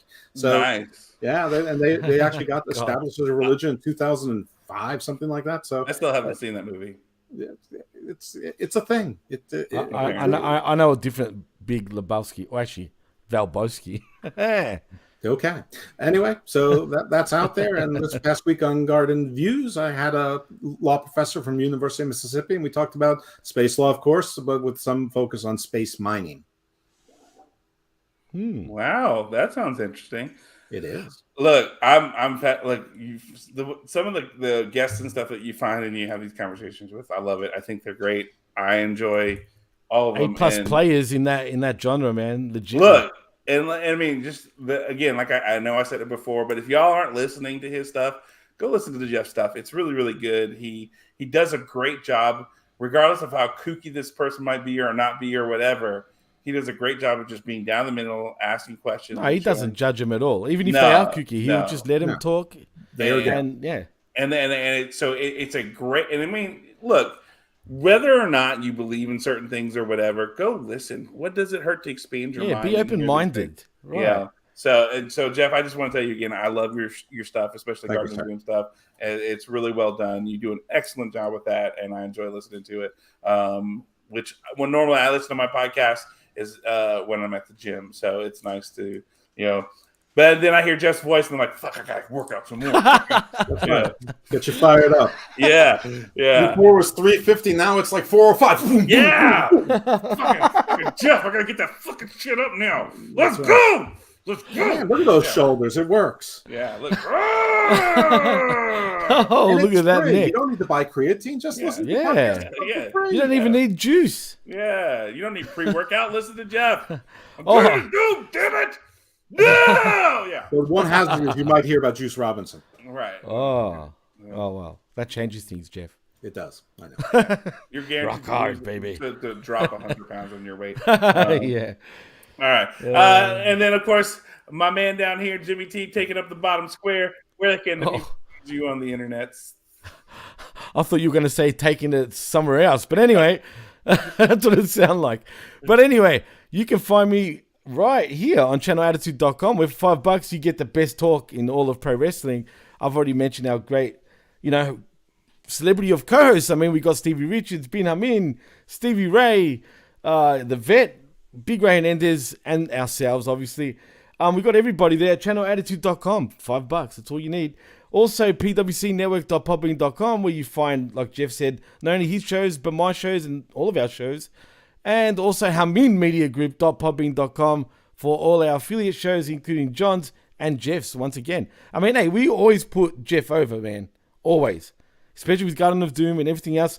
I call him the EST of the PWC now for a reason. It's true. He is the EST of the PWC. And yeah, if you want to follow me, you can at DJ Massifix and at the PWC Network. And I think that's about it. Yeah. All right. Well, ladies and gentlemen, you can always find me on the internet at JReezyMan on the TikToks, the Twitter, the Instagram. The TikTok had to kind of go private because Why? That part of my last week's having a rough week. A parent complained about my TikTok, which there's nothing inappropriate on my TikTok. You're kidding, dude. They were like, I don't like it because like I think I did this one where this woman's like, don't flirt with him, and like I picked up my head and just kind of like goofy smile, and she's like, I don't need to see that kind of stuff. I'm like, oh please, really? Like, yeah. So it's gone private, but you know, if you know me and you're not a completely creepazoid weirdo and you're not going to turn my shit into my boss, then you know I'll add you on TikTok. You know, but Twitter, Instagram, you know, Facebook, you can all find me there on that kind of thing. And then, of course, you can always find me and Triple D at the Academy, and we're going to talk different kinds of Star Trek stuff. We are still kind of figuring out what we want to talk about with waiting on the next series to be dropped, which I don't think is going to be till June. So we're trying to figure all that out as well. But you can always do that. And then, of course, as Jimmy said, because he took my thunder to that fucking jumps the gun on all that kind of things, you can always pay $5 a month and listen to Channel Attitude. If you're not here, yes, $5 face slap. Or right? for a Greek, nah. Yeah. But for $5, you can always listen to Channel Attitude and listen to this show and all the other back shows. If you're not fortunate enough to listen on Saturday mornings around the 10 o'clock time, and if it changes, we let you know. But it's normally 10 o'clock on Saturday mornings. If you're not here to watch us live on the Hami Media Channel YouTube channel, then of course you could always go to Channel Attitude and listen to everything that's happened before, and you can see the different iterations of the Smack Attack and how this one is the best one.